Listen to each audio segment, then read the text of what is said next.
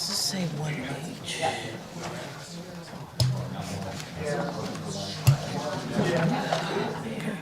So, good evening. Before we open our town council meeting, report on what happened in closed session, we had no reportable action taken.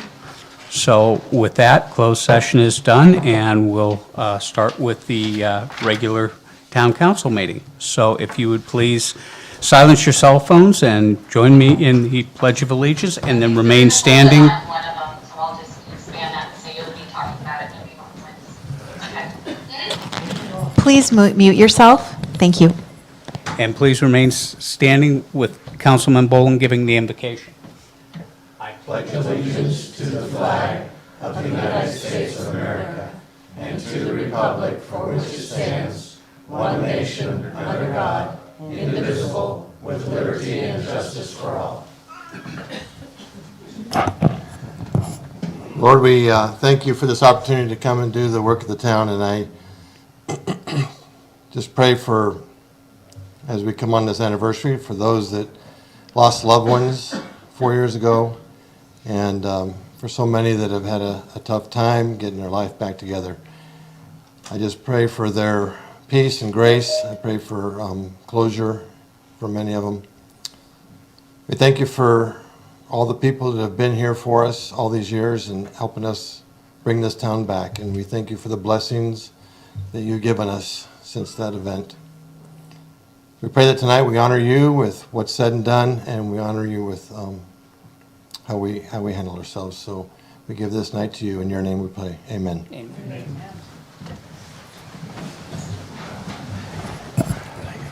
So Dina, roll call. Roll call. Vice Mayor Boland. Here. Councilmember Culleton. Here. Councilmember Jones. Here. Councilmember Tryon. Here. And Mayor Crowder. Here. So, in respect to November 8th, I'm going to ask everybody to join me for a moment of silence.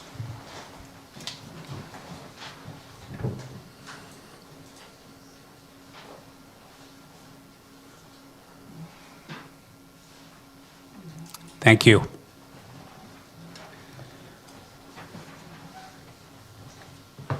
So, item 1F.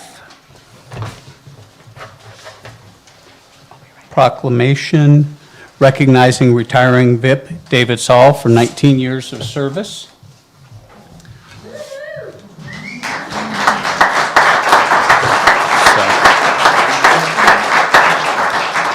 Whereas David Saul was appointed a volunteer in police service by Police Chief Jerry Kerrigan in 2003, and whereas David Saul is retiring from serving the community of Paradise as a member of the VIPs after 19 years of service, and whereas David Saul has served on the VIPs patrol, traffic, and disaster and special events details, and whereas David Saul has volunteered over 6,000 hours of VIPs service, and whereas the Town Council of the Town of Paradise recognizes the valuable contribution to the betterment of the community from VIPS members who spend numerous hours in the service of the town with no compensation, whereas David Saul has generously donated his time and energy for the public good and performed his duties as a VIPS member with thoughtfulness and professionalism.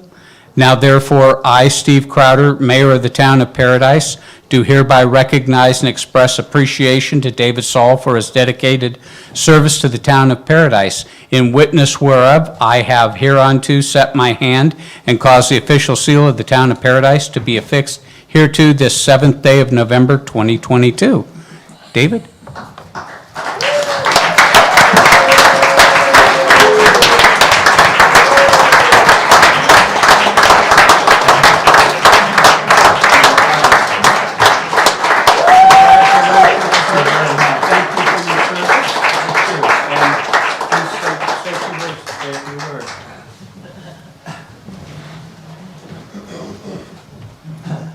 Well, I don't want to hold up the whole meeting tonight.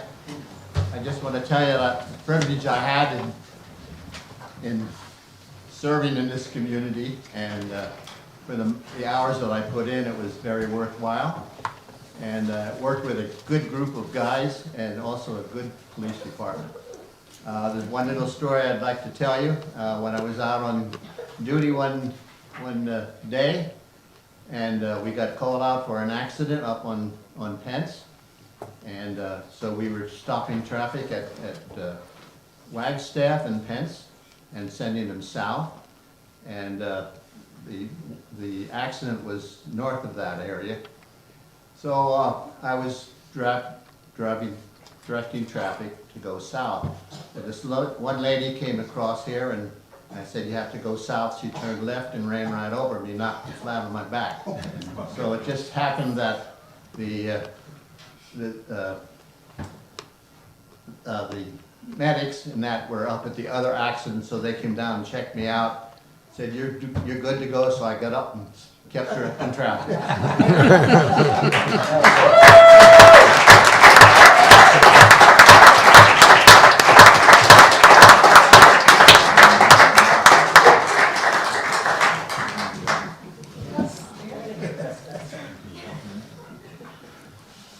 Okay, 1G, proclamation recognizing November as Homeless and Runaway Youth Awareness Month.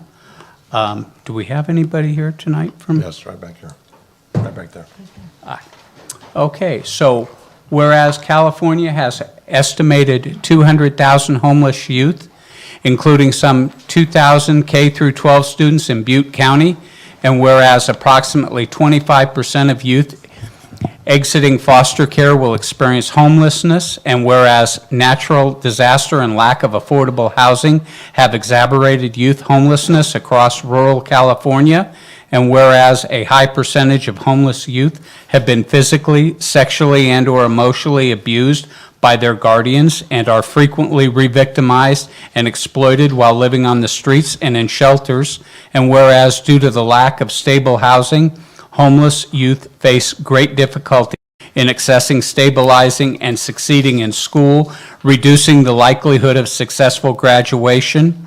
Whereas the citizens of Paradise, California are the key to preventing youth homelessness by acting as mentors, and role models for youth, guiding them towards available resources, productive choices, and creating opportunities for youth to successfully transition to adulthood. And now, therefore, I, Steve Crowder, Mayor of the Town of Paradise, on behalf of the Town of Paradise and the citizens of Paradise, California, by virtue of the authority vested in me, do hereby proclaim November 2022 as Homeless and Runaway Youth Awareness Month in the Town of Paradise.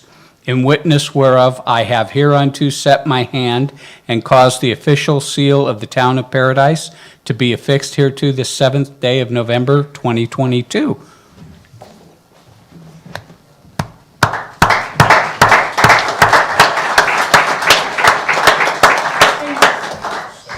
Thank you for all your hard work. I give you this, so appreciate it very much. Please say a few. Well, thank you for all being here and for recognizing November's Homeless and Runaway Youth Month. I myself was a former homeless youth. I was homeless in Chico as a child. I graduated Paradise in high school. I moved back here after college. I was also affected by the campfire, so then I became homeless working with homeless youth. And a lot of the young people that we served at the 6th Street Center for Youth were Paradise as well. And it just means a lot that you guys recognize. Thank you.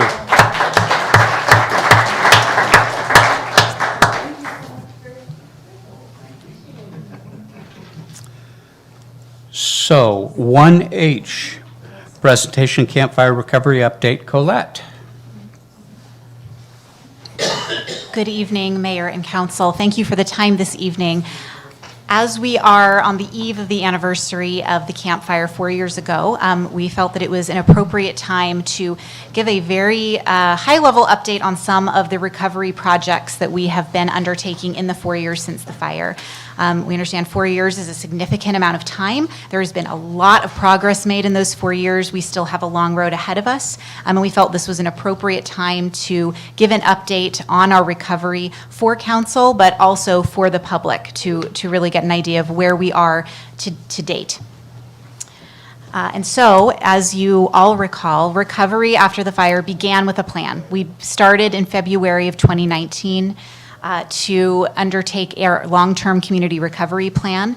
The scope of the recovery was so large, we knew we needed a strategic plan to guide us. So we did public outreach. We came up with 39 recovery projects. And then we just very recently, and again on the agenda tonight, updated that plan here this year. And that final plan is on the agenda for you tonight, updating it again now these 4 years after the fire.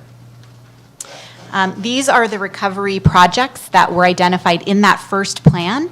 And in the update, we have since added 13 additional projects. So a very large number of projects have been identified that we have been working on for these 4 years. And so now I'll begin a very brief overview of a few of these projects. I promise it's brief. I know we have a long agenda tonight, so I only have 10 slides.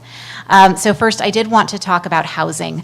Council made it very clear from the outset that bringing our residents home was the #1 priority in recovery. We have worked very hard on that goal, and we have had some progress in that area.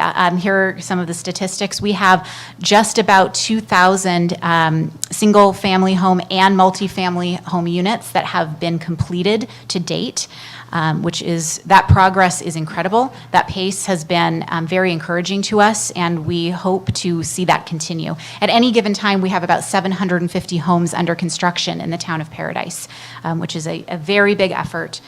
And then also, I wanted to mention many of the resources that are available in our housing department and in the agencies that we work with and as recovery partners. Here are some of the progress that has been made, and you can see that there are homes being built through these programs all the time. Hazard tree removal, this was another very important priority identified in the long-term community recovery plan. We have had many phases of hazard tree removal. As you know, we completed the state hazard tree removal program in 2021 with over 38,000 trees removed. And now we are in progress on the Paradise hazard tree removal program. We have about 600 properties enrolled, and we estimate we will remove about 10,000 trees through this program in 2023. The early warning system. Earlier this year, as you know, we were awarded funding to move forward into construction on an early warning system, which includes 21 siren towers. Those towers are scheduled to be installed starting in January of 2023, and we expect that system to be fully operational by spring of 2023. Road repair. This was another major project that was identified in the first long-term recovery plan and the update. We are very happy to report that the Skyway paving project is nearing completion, and we are planning to repave all public roads in the town of Paradise by 2025. Evacuation routes were also identified as a very important project moving forward. In last year, we completed the Transportation Master Plan, which identified many different areas in transportation, especially evacuation planning and improvements. And through that plan, we have collaborated with our partner agencies on a more comprehensive evacuation plan, identified projects that will improve our evacuation routes and connections throughout town, and we have identified funding through CDBG-DR infrastructure very recently, a very sizable award from the state that will implement many of those projects. And economic recovery was also identified by council as a major goal. So the first goal, of course, was housing, bringing back housing and bringing back our residents. And that second goal was bringing back our business and supporting our economy. We completed a retail market study in 2022 as part of the Transportation Master Plan, which gave us a lot of data that has been very useful in helping attract businesses to Paradise. We've had over 350 businesses open or reopen since 2018. Some of those are new to Paradise. And we are actually on the agenda later today asking for your approval for some guidelines for business assistance programs that we will be assisting businesses with sign removal from signs that are left over after the campfire, as well as an investment incentive program. We also are working with the state on CDBG DR economic development funding. This is additional disaster recovery funding that goes specifically for economic development. And we are working with our partners in the county on some projects that will utilize those funds. And that is the end of my update. As I said, it's very brief. There's a lot to talk about on this subject, a lot of projects I did not touch on, but I tried to touch on really the major ones, and I'm happy to answer any questions if there are any. Questions for Colette? No, one of the things I wanted to add, Colette, on those towers that we're going to put in for the early warning system, at one of the public outreach booths we had at Johnny Appleseed Days, I believe it was, one of our residents in the community that's a deaf mute came and asked about that. And so what we found out is that those towers will have the availability to reach people that are deaf. Yes, so the great thing about this system is that it is meant to be redundant technology. So there's many different ways to notify people in emergencies. This is part of a system that will let people know in the case of an emergency. And we're using every technology available to us, including that for those who are hearing impaired. I just have a comment. I just want to give kudos to the wonderful staff that the town has. The council set these priorities. It's a huge lift, and the staff are the ones who did all the work.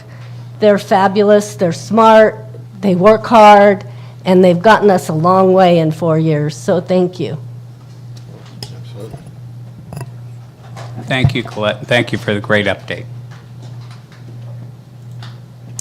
Okay, campfire recovery updates, written reports. Colette Curtis, Recovery and Economic Development Director. Any comments?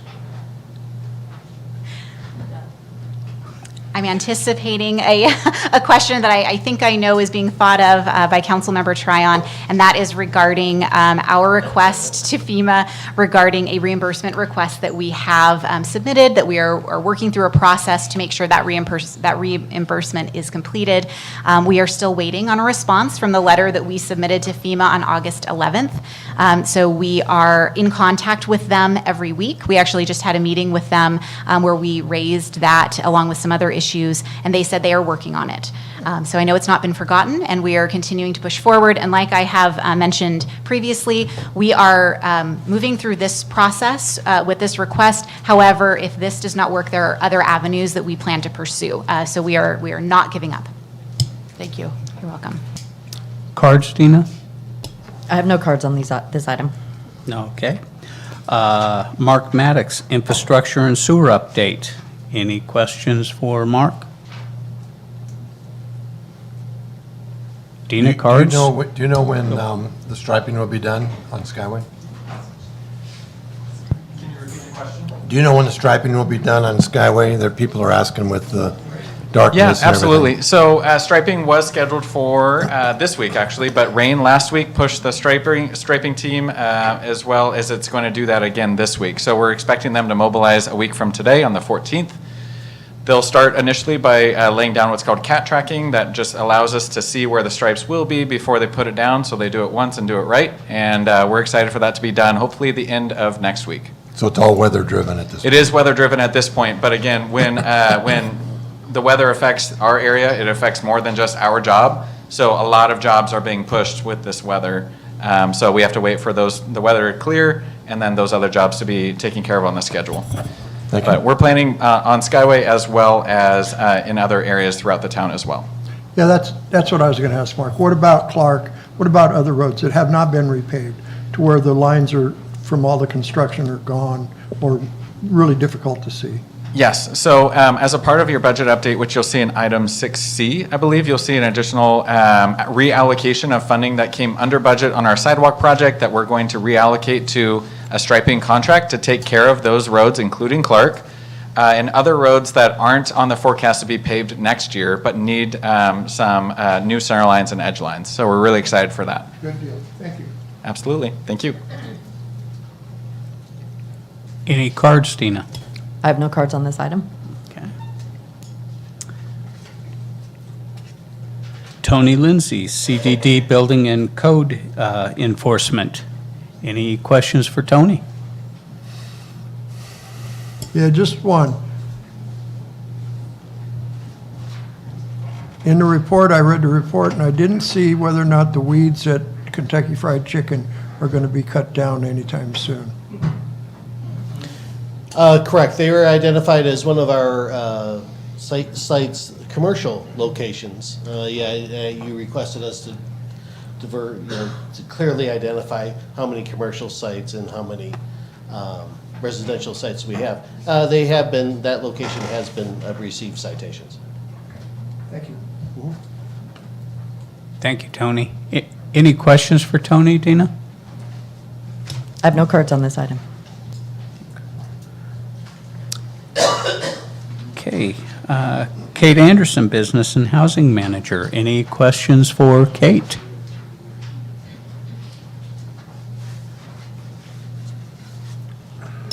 Dina, cards? No cards on this item. Okay. Item 2, consent calendar. As much as I want to pull 2E, but I won't. We'll leave it. Anyway, I move acceptance of consent agenda. Motion by Boland, seconded by Tryon. Roll call vote. Vice Mayor Boland. Aye. Councilmember Culleton. Councilmember Jones. Aye. Councilmember Tryon. Aye. And Mayor Crowder. Aye. Okay. Item 4, public communication. Dina, cards? I do have a card from Ward Habriel. Thank you. Good evening, Council. And Mr. Mayor, thank you for your update on TV 12 the other day. Good interview. Appreciate that. The public needs to hear things like that. I have several things I'd like to cover, some of which briefly, but just let me tag back a couple of items there.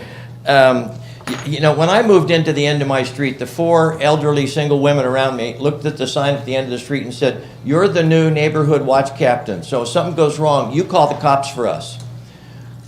And sort of emphasized that every time they thought there was something wrong in the neighborhood.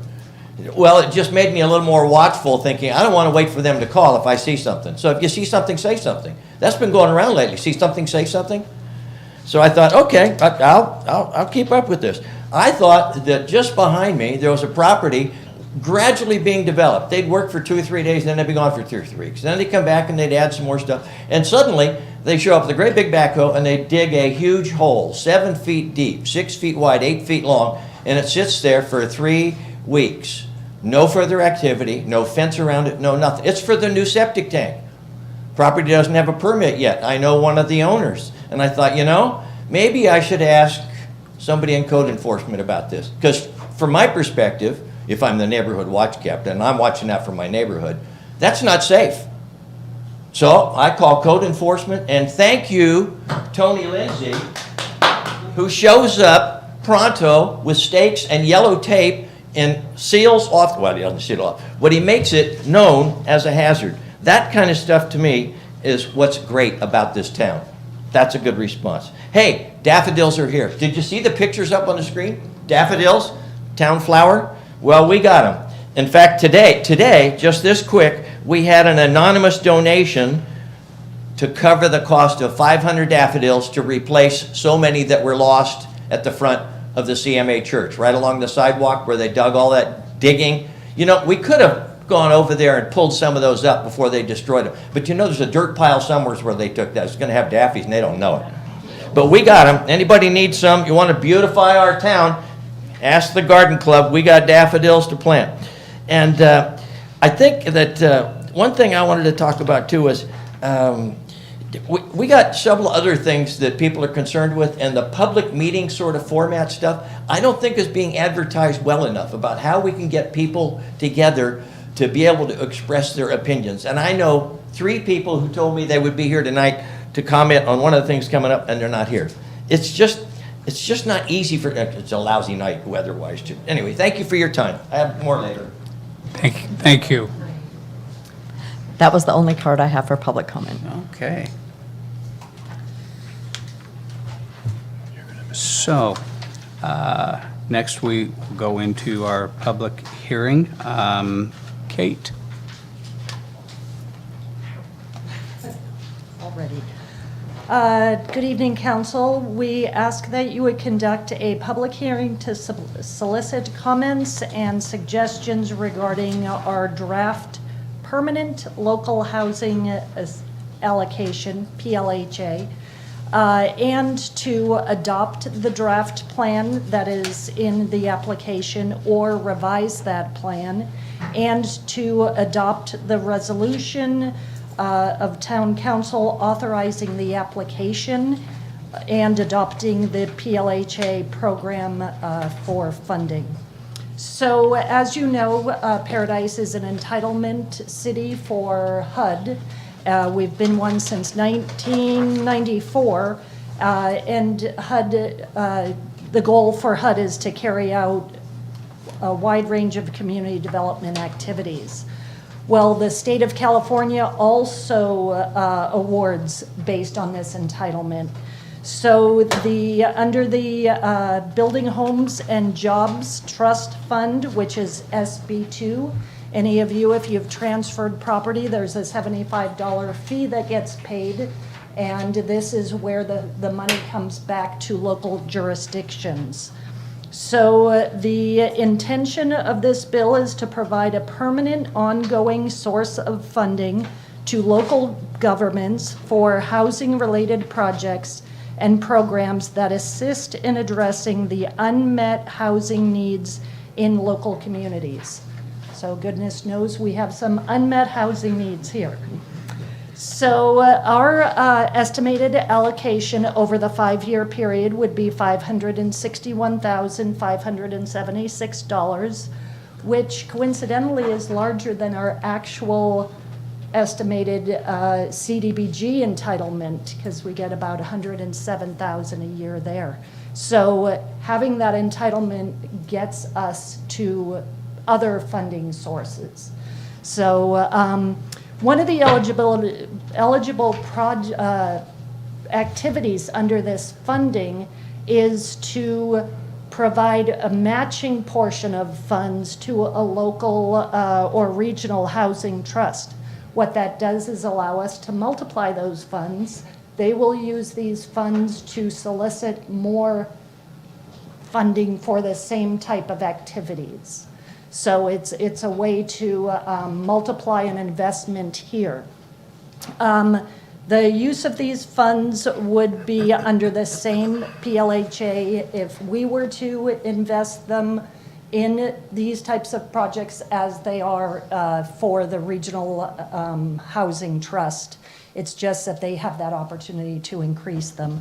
So it would be for multi-family projects, for affordable rental and homeowner ownership housing, which also includes ADUs. And it would also assist us to help persons who are at risk of homelessness. And we have a lot of people in trailers who are at risk of homelessness. This would allow us to construct permanent housing. Maybe someone who's living on their property who acquired their property after the fire. This might be, it would be an eligible activity. So the impact would be positive, bringing at least $561,576 to our area, with the possibility of increasing that through a match program. And it's going to be used to produce affordable housing in our community. And there's no impact to the general fund. Why would we want to do that? Questions for Kate? That's great. Okay. So at 6:35, we'll open the public comment period. Dina, cards? I have no cards on this item. Okay. Well, at 6:35, we will close the public comment. Move approval. Is that what we do? Mm-hmm. I'll move approval. I'll second. Motion by Culleton, seconded by Jones. Roll call vote. Vice Mayor Boland. Aye. Councilmember Culleton. Aye. Councilmember Jones. Aye. Councilmember Tryon. Aye. And Mayor Crowder. Aye. Thank you. Okay. Item 5B is on our sewer EIR. Mark. I'm going to have to recuse myself. Do I need to leave? Or can I send it back? Okay, thank you.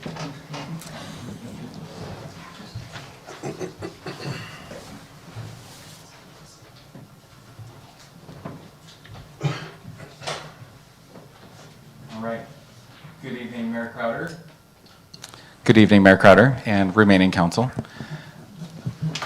Thank you for your time this evening. We're excited to present the public hearing for the potential certification of the final programmatic environmental impact report for the Paradise Sewer Project. Today with me, we have Ashley Stanley, our engineering division manager, as well as online participating remotely is Dawn Edwards from HDR and Elizabeth Martin from Cole Huber as well. And then Ariel Cohen is also with HDR. Before we begin, and I pass over the presentation to Dawn, I'd like to take a moment to reiterate the purpose of the why, on why we're here for this critical project. There are 3 primary objectives and associated goals in relation to the Paradise Sewer Project. The first is providing long-term, efficient, reliable treatment of wastewater in a cost-effective, environmentally beneficial manner to current and returning town residents in a manner acceptable to the Regional Water Quality Control Board and other permitting agencies. And with that, we are seeking to accommodate regrowth while reducing further environmental degradation of groundwater and surface water from failing septic systems. We are seeking to reduce the public health risk associated with failing septic systems. Our second goal is to generate economic recovery by eliminating septic-related capacity limitations, as well as the general burden of on-site wastewater management for businesses. Through this, by promoting the return or arrival of essential community services and businesses by removing restrictions caused by on-site septic systems. And last, we are seeking to provide for the ability to construct and maintain affordable housing, specifically for multifamily housing. And through this, we will support centralized affordable housing to Paradise's urban core along major evacuation routes. So with that, I'll go ahead and pass over the presentation to Dawn Edwards with HDR, who will present a broad overview of the project and the process followed for this environmental impact report. Dawn. Hi, can you guys hear me? Oh, yes, we can hear you well. Yes. I just yell at you, I'm so sorry. That's okay. I can't turn my camera on, so you're not going to be able to see me, but I think that's fine, because I'm going to be presenting the actual presentation, which is kind of more important. Okay, can you see the presentation? We can. Perfect, okay, sorry, I'll put you on. I don't know if I can turn my side down, but in any case, thanks for letting me speak today. I just wanted to give a brief introduction on the project, kind of CEQA in general, and then where we are in the CEQA process. So first, my name is Dawn Edwards. As Mr. Maddox said, I am a senior environmental project manager at HDR, and I've been working with the town and council to pull this together. My purpose tonight is to kind of give you a bit of an intro into the documents that are going to be considered this evening. So I'm going to start with, like I said, a project overview, a little bit of CEQA stuff, and then I'm going to focus really on the 3 items on the right, which are really what's going to accomplish where we are now, and then what happens next in terms of CEQA. All right, so this has been around and around multiple times. I just wanted to remind everybody that what we're talking about is a collection system. The core collection system would be the initial project we're talking about. There's also programmatic review of a potential for a future expansion to a broader area of the town. The collection system will push it through to this transport system on the southwest edge of Paradise, and it will travel about 18 miles through a pipeline to the South Chico, where it's going to meet up with the Chico Water Pollution Control Plant. And it's important to note that all of the 18 miles, other than 1.1 mile, is in the public right-of-way. And that small portion is within Chico city limits. It's a couple private properties, and then there is a portion on the UPR So, let's see. Here's our map. Again, this has gone around and around. This is our final map that was showed during our public review period for the draft EIR, PEIR. I just wanted to make it clear that CEQA is one of the steps in the process. There will be a series of federal, state, and local permits and approvals that still have to be considered and acquired, including from the LAFCO and the encroachment permit from Butte County on all of the skyway that is outside of the town's jurisdiction.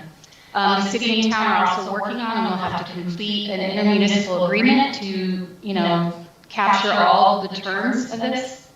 And then the CEQA document itself and permits, probably in the future, will call out for multiple management plans and a surface water protection plan, all of which has to get put in place prior to construction, so there'll be plans to control, for traffic management, et cetera, that'll be in place prior to construction. And then, as part of that, as part of the CEQA documents that the council will be looking at tonight, we have an MMRP, which is a mitigation monitoring and reporting program that pulls all of the requirements and mitigation measures that have been identified in the CEQA document, and in the future could be identified in the permits process, and all those get pulled together so that there's a tracking device to make sure that everything is followed as committed. All right, the core collection system area, I'm not going to really go into the details here because this has been up multiple times, but we are talking about this core area, which has about 1,500 parcels along Skyway, Clark Road, and Pearson Road. We've got a combination of gravity sewers and some force mains. And then there will also be up to 28 pump stations in the town. There are no pumps that will occur along the pipeline itself once it leaves the town of Paradise. And generally speaking, they'll be using an open cut trenching method to install pipes and structures, and then backfill and restoration will occur following that. All right, CEQA compliance. Right up front, so the town of Paradise is our CEQA lead agency, and the responsible agencies are the city of Chico, Butte County, Butte LAFCO, and then the Regional Water Quality Control Board. I'm not going to go through all of these resources, but these are the typical, these are the required resources that you have to consider in a CEQA document, and it pretty well covers most of the physical conditions that could be affected by implementation of the project. And then on the side, you'll see there's other topics such as growth inducement, cumulative impacts, climate change now, and alternatives that also have to be considered in the document. And then my last general bit is kind of the definition of a significant effect on the environment. I'm guessing people have heard some of this, but it's a substantial or potentially substantial adverse change in the physical conditions within the project area that would result or potentially could result from implementation of the project. So that's what we're looking for when we do the CEQA analysis, is to identify any of these potentially substantial adverse effects to the environment. All right, so what have we done already? You can see in the schedule here, we've had environmental studies, they fed into the project scoping, and then a draft PEIR was developed. Following that, we had a draft PEIR public review period of 45 days. It was open for public review from July 14th. It was intended to go through August 28th. We did receive one request for a one-day extension, which we granted, or the town granted, and that changed the closing to August 29th. We also received 2 letters on August 30th that were outside of that public review period. However, the town opted to include them as well, and they were responded to and included in the matrix. And then there was one letter that was received back in June of 2021 that was prior to the public scoping comment period that's also been responded to and included in the FEIR's comment response matrix. All right, so we received about 51 agency and stakeholder comments. 40 of them came off of a website, 11 came via mail or email. So you understand when we get the letters, we then break them down. Some letters are just one comment and we can treat them as such, but often letters have multiple, up to 20, 30 comments within a single letter. So we break it down into individual comments to respond to them so that we don't miss anything. So of the 40 letters, we ended up with 65 comments on the website and 69 letter comments from the mail or email. So we had 134 comments. The agencies that commented were State Water Resources Control Board and then Butte County and City of Chico Public Works Departments. Quickly, the topics that were kind of most recounted in the comment letters had to do with the desire of bicycle lanes, which was not officially part of this project, but we did make response. Request to recap some of the technical details, fit it all together, all the information that was in the draft PEIR, and then how it related to specific private properties, you know, asking them how their properties fit into the core or the extended areas. And then we had 2 commenters that requested that the town add the previously assessed kind of local treatment plant option. They wanted it added back to the alternatives that would be evaluated in the PEIR. I think it's important to note that what we didn't receive were any challenges to what assessment tools we use to assess the different resources or the thresholds of significance that were used to identify where there was a potential for impact. There was no letters that contended that the analysis of the potential effects on these resources was inadequate or inaccurate. So essentially, nobody countered any of the findings on the specific resources.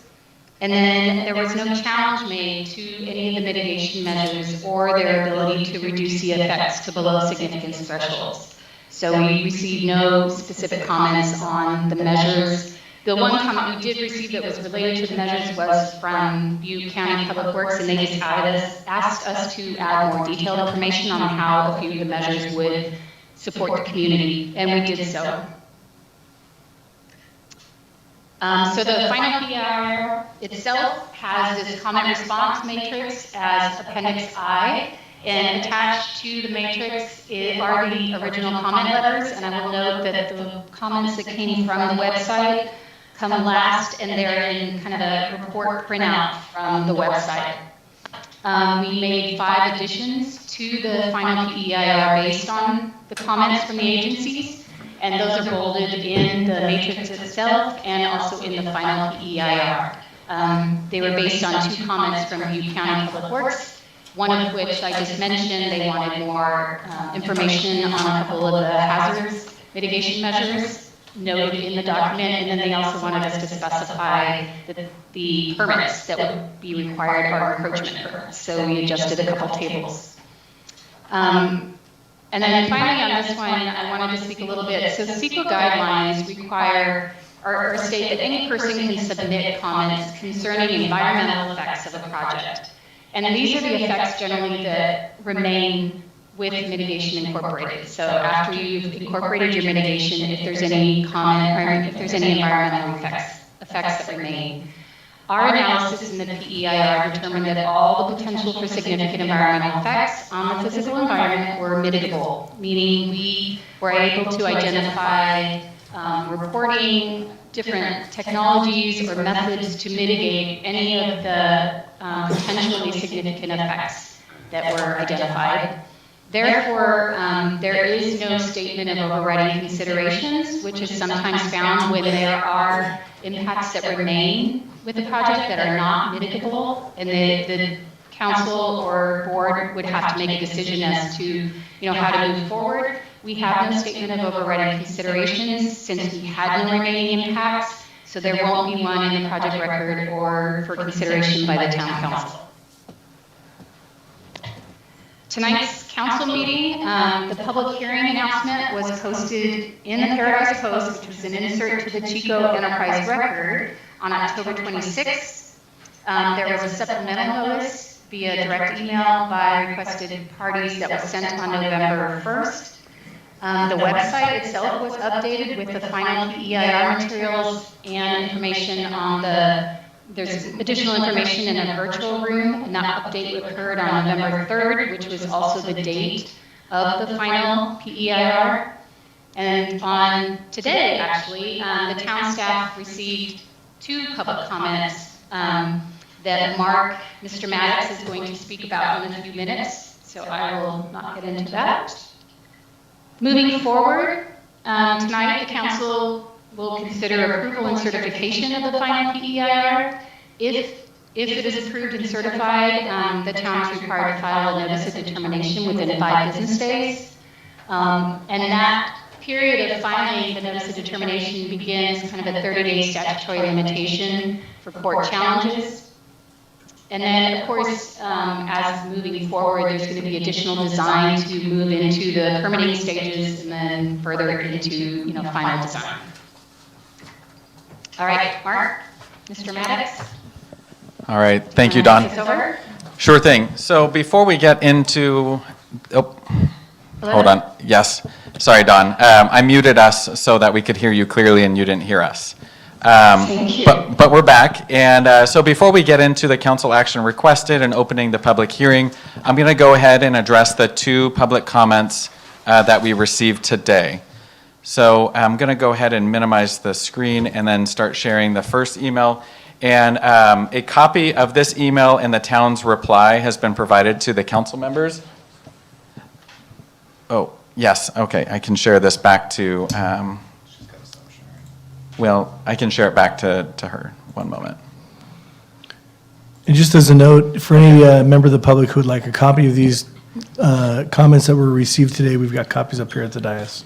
Yes, so there are copies for the council, copies for the public if they would like them. I'm also going to share the screen here so that you can review what I'm reviewing here.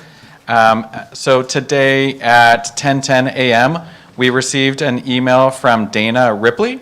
And in order to address this in the public hearing, I think it's appropriate for me to go ahead and read the public comment, and then I will also read our reply, which was sent back to Mr. Ripley. So his email from this morning reads, Mark, I was informed that the sewer project final program EIR was released last week on Tuesday, November 1st, 2022, and that the council intends to certify it tonight at 6 p.m. My comments on the notice and the intent to certify are as follows. It appears that the FPEIR was released to the public on November 1st based on your transmittal email, see attachment 1, and that the certification is scheduled for today, November 7th. See notice of public hearing, attachment number 2. That is less than 1 week for a complex project where all of the prior reports, technical memos, environmental reports, interagency agreements, notifications, public comments, responses to comments, media press reports, et cetera, likely total over 2,000 pages. So our reply back to Mr. Ripley is as follows. The notice of public hearing for the Paradise Sewer Project Program Environmental Impact Report was included in the Paradise Post, which is an insert to the Chico Enterprise Record on October 26, 2022, more than 10 calendar days prior to the hearing. Chico Enterprise Record is a newspaper of general circulation adjudicated for all of Butte County. Further, on November 1st, 2022, a supplemental notice to Mr. Harriman was provided as requested, stating the hearing was upcoming on November 7th, 2022. The draft PEIR was circulated and available for comment for a 45-day period, extended by 1 day as requested by Mr. Harriman, between July 4th and August 29th, 2022. Additionally, comments from the other 2 stakeholders were received on August 30th, 2022. These were also accepted and included into the final PEIR. During that public review period, you provided extensive comments on the draft PEIR. Your comments and the town's responses to your comments, as well as all other stakeholders, have been included in the final EIR document that was posted on November 3rd, 2022. The November 3rd, 2022 final PEIR included the draft PEIR with updates and a new Appendix I, public comments and responses on draft PEIR, which is 160 pages of response to comments. For understanding, regarding the 160-page appendix you mentioned below, those pages include comments not specifically about the project, since the town chose to respond to all comments, even those not directly related to the project or to the potential for effects on the physical environment. CEQA does not require that the lead agency hold a public hearing to certify the draft PEIR. As a part of the November Town Council meeting, the town elected to hold a public hearing for this item, and it was noticed consistent with all public hearing consistent with all other public hearings in the town as required by CEQA guidelines 15202. The resolution provided to Town Council for consideration at the November 7th, 2022 hearing provides that all comments at the hearing will be considered. Next item from Mr. Ripley. On check of the project website this morning, the final program environmental impact report is dated November 3rd, 2022. See attachment 4 and consists of 738 pages. Today is November 7th, 2022. 4 days for public review of a 738-page document is an unreasonable time frame for public review of such a volume of information. Further, how can the final PEIR be released on November 1st, 2022 when the main final PEIR document is dated November 3rd, 2022? The town's reply is as follows. The project website was updated on November 3rd, 2022 to include the final PEIR, also dated November 3rd, 2022. The new documentation included with the draft PEIR for the final PEIR is Appendix I, Public Comments and Responses on the Draft PEIR, which is 160 pages of response to comments. From July 14th to August 29th, 2022, the draft PEIR was circulated for public review for a 45-day period, which was extended by 1 day as requested by Mr. Harriman. Therefore, you were not limited to 4 days to review the draft EIR. As previously noted, comments from 2 other stakeholders were also received on August 30th, 2022. These were accepted and included in the final PEIR. During that public review period, you commented extensively on the document. Your comments and the town's responses to your comments, as well as all other stakeholders, have been included in the final EIR document that was posted on November 3rd, 2022.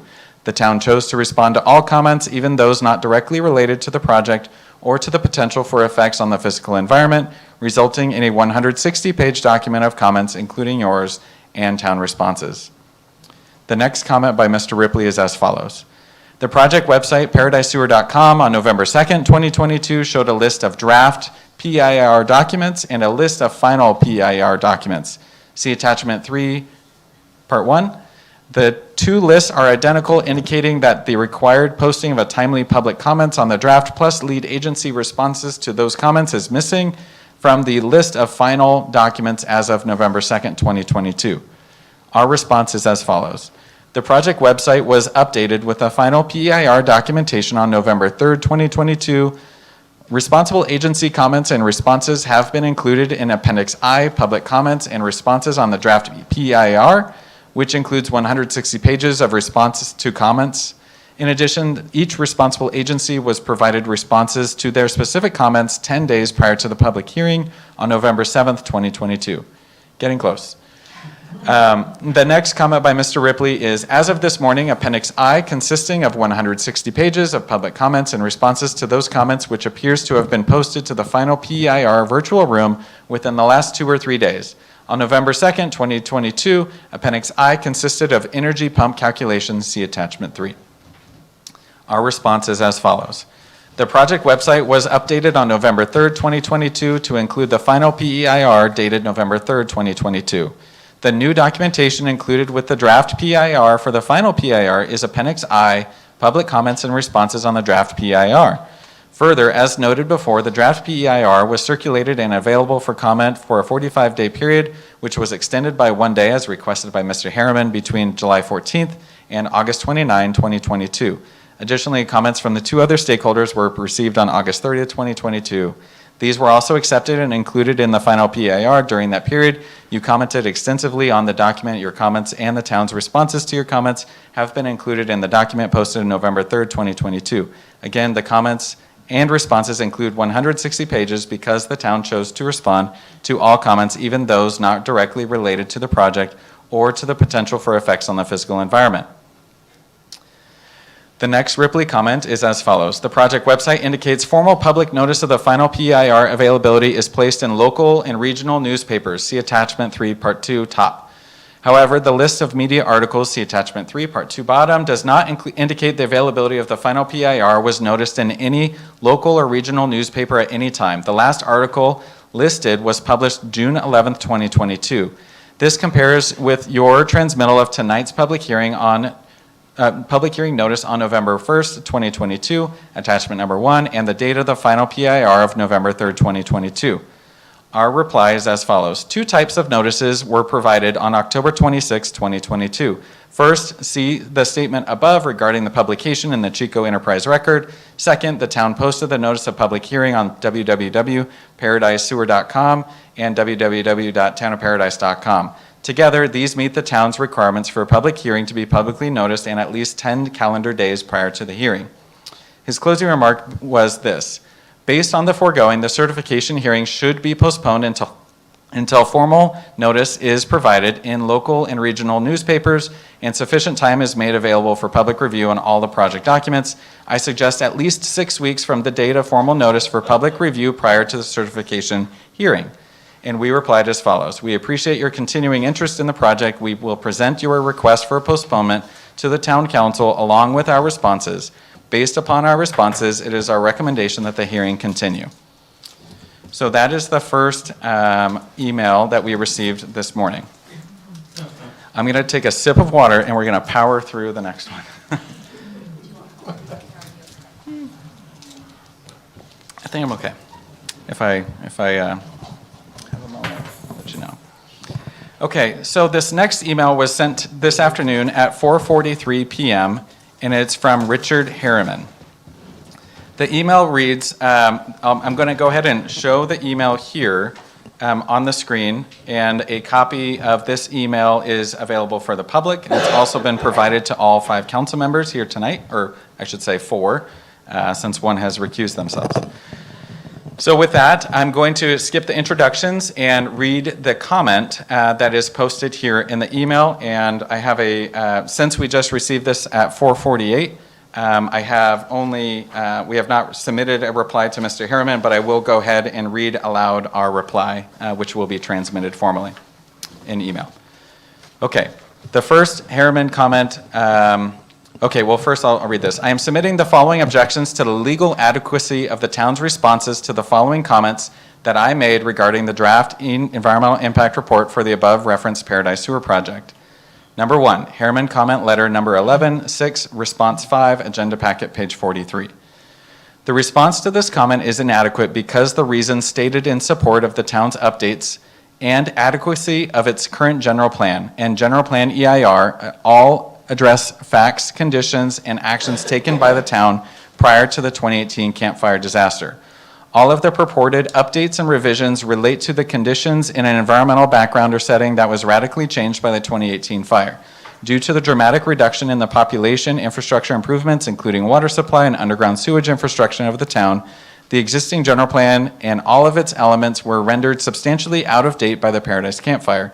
See DeVita v. County of Napa, 1995, with a few other citations. Guardians of Turlock's Integrity versus the City of Turlock, 1983, with a few other citations. Therefore, the town's purported reliance on its response to comment number 11-6, more important. LAFCO's comments also highlight the fact that the town will need to update its MSR and general plan before it can proceed with the proposed sewer pipeline project. Therefore, the final EIR is legally inadequate and cannot be relied upon by LAFCO, and reliance on this response to comment constitutes a substantial failure to proceed in the manner required by law in violation of Public Resources Code Section 21168.5. The town's proposed response to Mr. Harriman is as follows. We respectfully disagree with Mr. Harriman on all points. The town has met with Mr. Harriman and has received his and Mr. Ripley's business proposals to become the contractor to carry out their alternative proposed project. The proposed final draft environmental impact report addresses the conditions in Paradise as a result of the Camp Fire, as discussed in Section 2. The cases Mr. Harriman cites are not relevant. DaVita involves the requirement for CEQA review for a general plan amendment, and the Turlock case involves a general plan that lacks a housing element. LAFCO did not comment on the draft EIR, but did comment during the scoping and scoping period, and LAFCO's concerns have been incorporated into the project. See also the response to Mr. Ripley's statements regarding LAFCO's authority. LAFCO will make its own decision using the PEIR as a responsible agency. Please see the thorough response regarding the adequacy of the general plan as set out in the PEIR. The next comment from Mr. Harriman is number 2 as follows. Ripley comment letter L10, response number 10, agenda packet number 33. The response to this comment is inadequate because the reasons stated in support of the town's refusal to make a good faith effort to consider the comment by Mr. Ripley are not substantial and constitute an evasion of the town's duty to address the substance of the comment. Our proposed reply to Mr. Harriman is as follows. The town has addressed Mr. Ripley's comments. Putting aside his vested interest, the alternative proposed by Mr. Ripley does not meet the needs and objectives articulated by the project. Further, the lead agency needs to examine in detail only those alternatives that it determines could feasibly attain most of the basic objectives of the project. There's a citation here in Re Bay, Delta 2008, 43, Cal 4th, 1143. Okay. Number 3, from Mr. Harriman, Ripley comment letter L10, response number 12, agenda packet number 35. The response to this comment is inadequate because the town's response fails to provide a good faith analysis of the substance of the comment. Specifically, the response avoids the substance of the comment by relying upon the principles of agreement developed between the Town of Paradise and City of Chico, which are currently being drafted into an intermunicipal agreement to be adopted by the Town Council and City Council, which states, the town and the city agree to prohibit future connections to the export pipeline in the portion of the pipeline that sits outside the town limits or city limit. He further states as follows, this response fails to address the fact that the principles of agreement to be memorialized in the intermunicipal agreement between the Town of Paradise and City of Chico can be amended in the future by the parties. Therefore, the response has avoided the gravamen of Mr. Ripley's comment regarding the potential for significant adverse effects on the environment which are not addressed or rebutted by the town's response and constitute a failure to proceed in the manner required by law in violation of Public Resources Code Section 21168.5. The town's response to Mr. Harriman for this comment are as follows. The town will own, operate, and maintain the pipeline from the town to the City of Chico and thus can govern its use. The town and the city will prohibit such future connections in a variety of ways, including the proposed intermunicipal agreement. The principles of agreement provide an example of how they may do so. Current sewer regulations prohibit such connections. In addition, any such additional service would require a variety of approvals based on additional environmental review. Please see also this discussion of the pipeline capacity, which is limited to the town and its uses. As discussed, the project does not induce growth.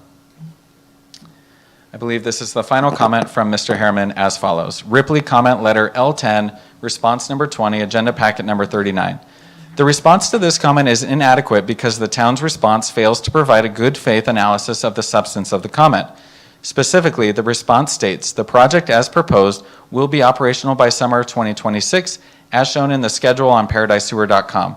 The evidence provided in the white paper submitted by Mr. Ripley demonstrates that the real time for completion of the proposed project will be in the range of 5 to 10 years, agenda packet 64-135. For further support of time limitations, see also LAFCA letter from Steve Lucas at agenda packet 141 to 144.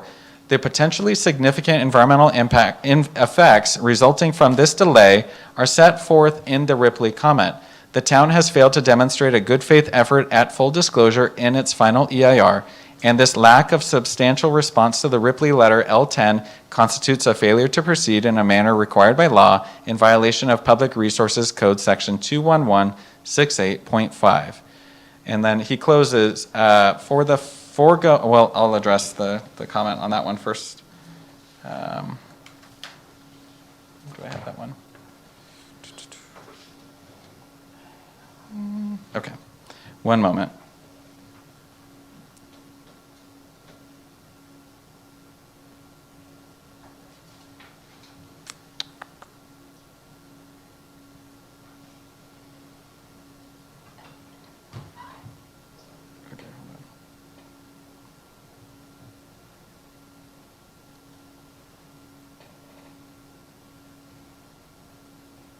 Okay.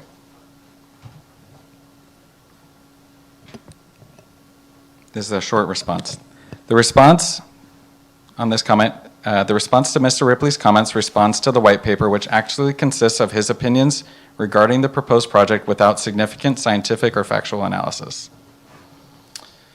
With that, Mr. Harriman closes the letter. For the foregoing reasons, the undersigned requests that the town council cannot certify the final EIR for the proposed project as legally complete and adequate. So that completes the review of information that was presented to us today. And in the spirit of continuing the public hearing, I think at this point. Mark, let me jump in. Yes, go ahead. There's actually there was one other comment that was submitted at 5:33 PM, also by Richard Harriman. And he says, "Dear Mark and Scott, my clients and I join in the opposition to proceeding to the certification fewer than 10 days after the FEIR was released to the public. I did not know that fact and hereby request a continuance of the hearing until November 10 at the very least. Very truly yours, Richard Harriman." This was he joins the opposition of Mr. Ripley? Of Mr. Ripley. So the responses to Mr.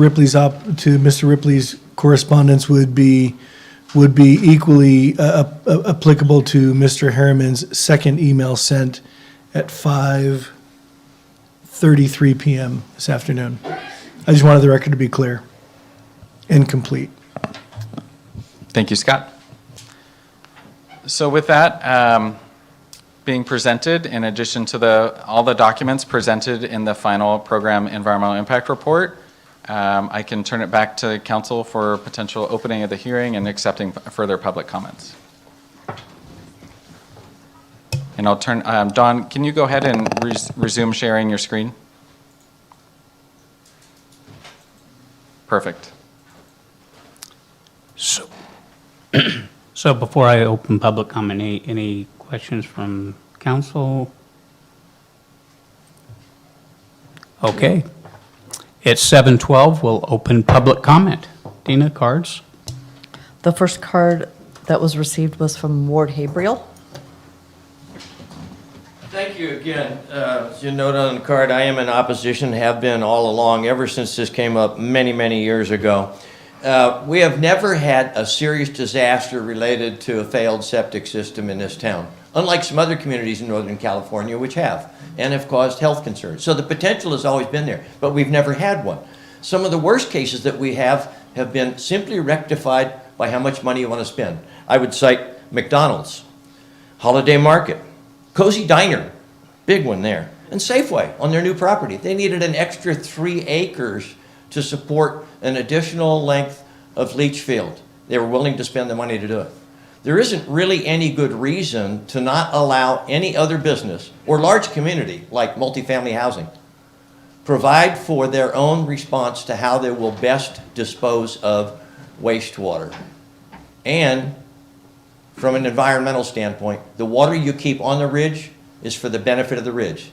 The water you send to Chico benefits no one. Thank you for your time. The next card is from Bruce Lawrence.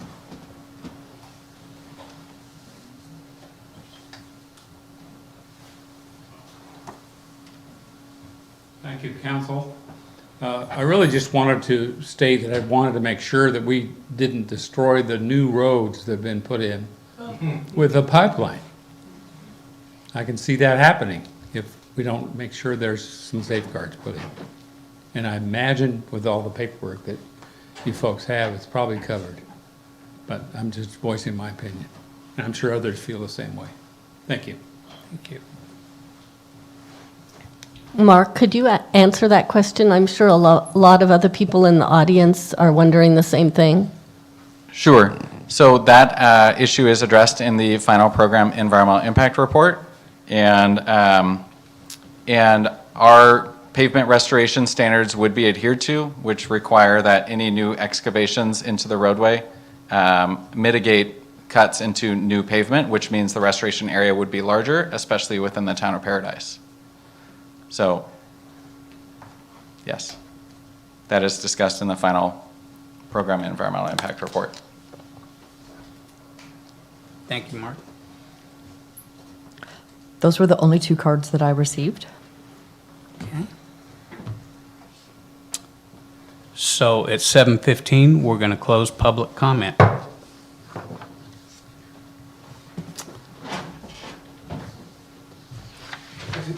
Mr. Mayor, if I could, were there any other members of the public that wish to speak on this item? Okay, I didn't see any.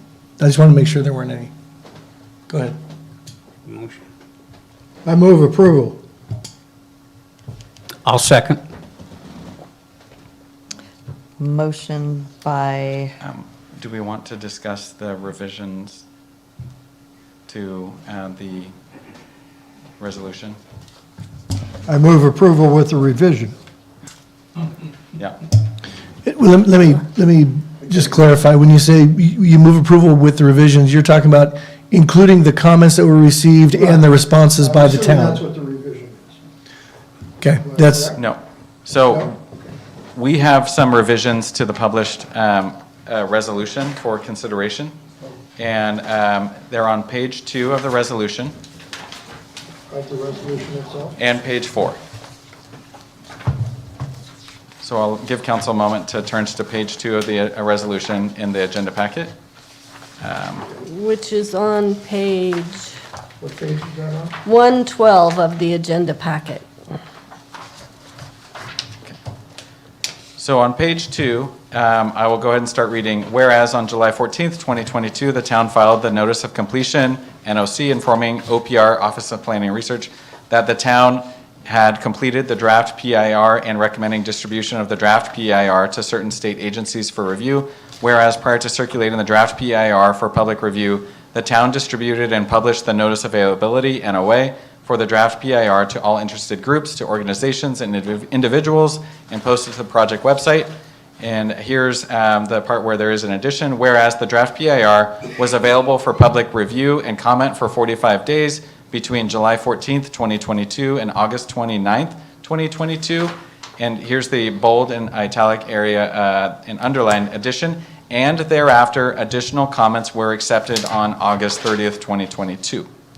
And then of page 4 of this resolution, there's a minor typo for the final program environmental impact report. The date needs to be updated to reflect November 3rd, 2022. I move approval with those revisions.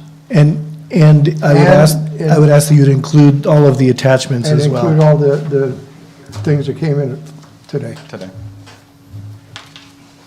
I'll second. motion by Culleton, seconded by Crowder. Hold on. To adopt resolution number 2022-77, a resolution of the Town Council of the Town of Paradise certifying the final programmatic environmental impact report with CEQA findings for significant environmental impacts and adoption of mitigation, monitoring, and reporting program for the Paradise Sewer Project with the additional revisions and comments that were received today. Right? And doesn't it include B as well? Yeah, And- B and C. And consider adopting the final programmatic environmental impact report for use in conjunction with the Paradise Sewer Project. Yes?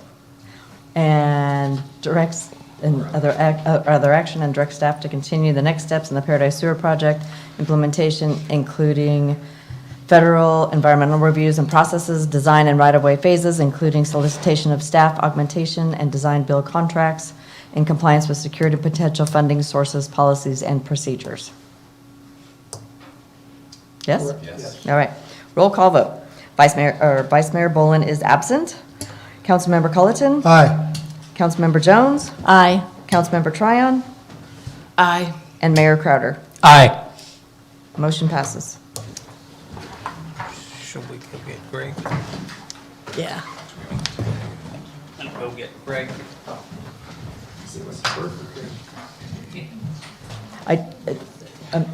Councilmember Bolin still can't participate, right? Thank you, Don, and HDR team. Steve, you still gotta be out. Oh. 2 more items. You're still out. Oh, still out. Too early. 2 more items.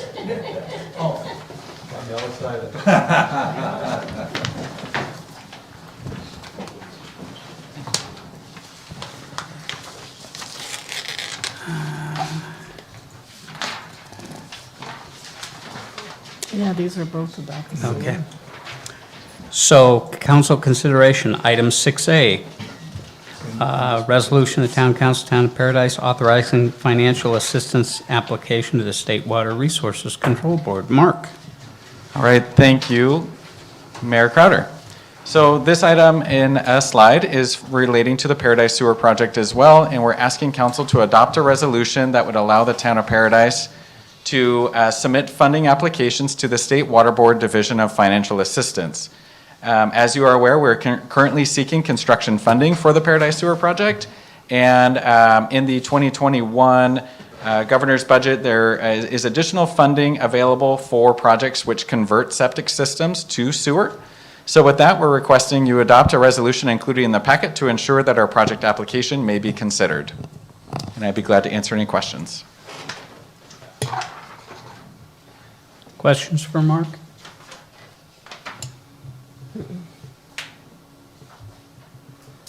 Motion? Cards? Cards, Dina? I have no cards on this item. I'll move approval. I'll second. Motion by Jones, seconded by Culleton to adopt resolution number 2022-78, a resolution of the Town Council of the Town of Paradise authorizing a financial assistance application to the State Water Resources Control Board for the Paradise Sewer Project and designating the town manager or designee to sign and submit the application.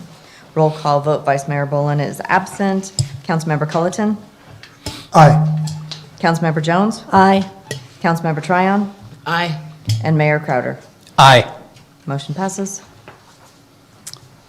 Okay, item 6B, consider a resolution of the Town Council, Town of Paradise, authorizing, approving execution of a grant agreement to receive an allocation of funding from the 2018 CDBG DR.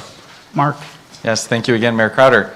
So this item is similar for the Paradise Sewer Project in that we are seeking council adopt a resolution which designates the town manager or their designee as having the authority to execute agreements relating to a $30 million allocation that California Housing and Community Development has made for the design phase of the Paradise Sewer Project through the CDBG DR, that's Community Development Block Grant Disaster Recovery Infrastructure Funding.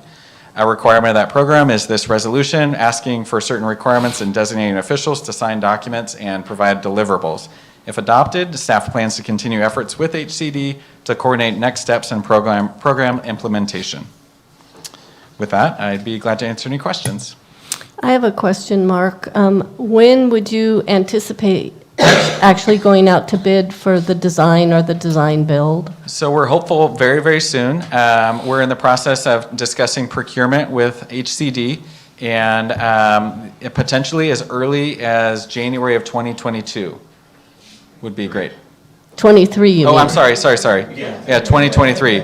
I've said the word 2022 so many times, it keeps coming out. So January 2023, thank you. Thank you. Any other questions for Mark? Any cards, Dina? I have no cards on this item. Second. Motion by Culleton, seconded by Jones to adopt resolution number 2022-79, a resolution of the Town Council of the Town of Paradise authorizing and approving execution of a grant agreement to receive an allocation of funding from the 2018 CDBG DR Infrastructure Program and any forthcoming amendments thereto. Roll call vote. Vice Mayor Boland is absent. Councilmember Culleton? Aye. Councilmember Jones? Aye. Councilmember Tryon? Aye. And Mayor Crowder. Aye. Motion passes. Yeah, tell them we were just kidding last time.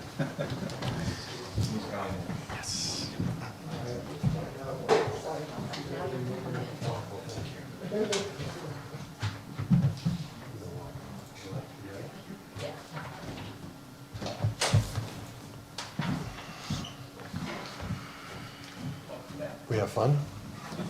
Well, it was exciting. Okay, item 6C, consider adopting a resolution of the Town Council of Paradise approving the plans and specs for the 2023, I'm sorry. Yeah. After presentation, review and file the financial information provided by staff concerning the 2022-23 operating capital budgets. Ross? All right, good evening, council. So I will be presenting an overview of the activity and the proposed budget adjustments for the general fund, as well as the other major funds townwide. So in preparation of this agenda item, a complete analysis has been performed of the town's actual financial activity for the first 4 months of the fiscal year compared to the operating and capital budgets that were originally adopted on July 12th of 2022. The good news here, I'd say overall, and kind of a holistic look, revenues and expenditures townwide are largely within budgeted expectations, with a few relatively minor proposed budget adjustments that we'll be going over here in the next 10 or 12 slides or so. So starting out here with the general fund, we'll go ahead and start with just a high-level overview of the amended budget, actuals to date, and proposed adjustments that are being brought forward. So we'll start with a overview of the budgeted revenues and expenses for the fiscal year in the far left column, which includes $5.75 million in revenues, consisting primarily of property and sales tax revenues. We've also included in the adopted budget $13.14 million in transfers into the general fund, which is primarily consisting of $11.13 million from the PG&E settlement fund, as well as $2 million from other funds for central service allocations, as well as departmental shares of pension obligation bond payments. This brings the total budgeted revenues and transfers into the general fund at just over $18.89 million, which matches the amount of expenditures that were budgeted for this year, therefore balancing the general fund. Moving over to that next column to the right, we have our actuals to date for the first 4 months of the fiscal year. So you can see there in the first row in that second column, general fund revenues are still kind of lagging behind for the first 4 months of the year, as we've only received about $265,000 so far. This is normal based on basically the timing of revenues that the town receives, as they're normally received closer to December and January for those property tax and sales tax revenues. So we'll expect those to come in around that time, and we'll have a deeper analysis of those revenues for the mid-year budget review. On the expenditure side of things, we had total expenditures of $4.95 million in the general fund for those first 4 months, which was offset primarily by a transfer from the PG&E settlement fund in the amount of $4.69 million. Again, this is really in line with those expectations for these first 4 months.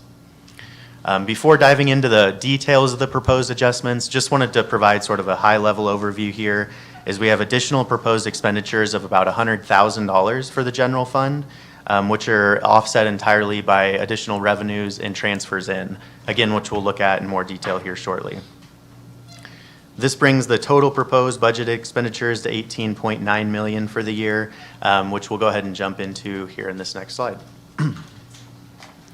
Or sorry, we'll look at revenues first and then jump into the expenditure side. Just again, wanted to sort of highlight here on the revenue side of things that we have yet to receive really the first major chunk of our revenue allocations for the year, but those receipts are expected in January of 2023. I also just wanted to highlight here the transient occupancy taxes, as this has been a point of discussion over the last council meeting or two, as well as an agenda item later on in this evening. So just wanted to provide some context around that discussion. So for this current fiscal year, we've budgeted a total of $200,000 in transient occupancy taxes. This was based on actual receipts during the prior fiscal year of $225,000. Which was generated based off 2 rental facilities that are currently reporting within town limits. All right, now for the expenditure side of things. So overall, again, general fund expenditures to date are largely within budgeted expectations. However, you can see here in that second column from the right, we do have a few proposed adjustments, which we'll look at here. The first of the major proposed adjustments is in the Central Services Department with a proposed addition of $12,700. This is primarily relating to increased insurance premiums compared to the original budget, as those were a little more than we had originally expected. We also have a $2,000 proposed adjustment to the Finance Department as our fireproof and lockable filing cabinet unexpectedly became inoperable over the last couple months, so I'm looking to replace that, as that's sort of critical for storing deposits and confidential information.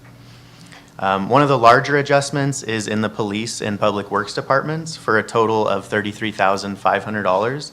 This is for increased costs for 2 vehicles that were originally budgeted. However, the actual costs are looking to come in above those original budgeted expectations. This is for the Community Services Officer vehicle and a construction inspector vehicle. The good news here is actually that we were able to apply for and receive a grant from the USDA that actually offsets those additional costs. So very grateful to be receiving those revenues and basically has a 0 general fund impact based on those additional costs. Does that mean the $12,500 we don't have to pay? Yeah, and we'll look at That number's there, but we're not going to use it? Well, we'll have a expenditure that's increased 12,500, but then we'll have a revenue that basically offsets that additional cost. Okay. Yep. Additionally, included in the Public Works Department is a $40,000 recommended adjustment, and this is for the expected annual cost of hauling green waste at town-owned properties and facilities. This was not originally included in the budget as adopted, however, was later identified as a need through the remainder of this fiscal year. So how do you go up to 40,000? Where do you get that? I mean, I'm saying 73. So the 40,000 is a component of the 73,000. The remainder of that 73,000 is the construction inspector vehicle increased cost that we just discussed. But how are you computing? A portion of that. Yeah, it's just a portion of the total How are you there. computing the 40,000? That's based on actuals for this current year and then, Taking it where?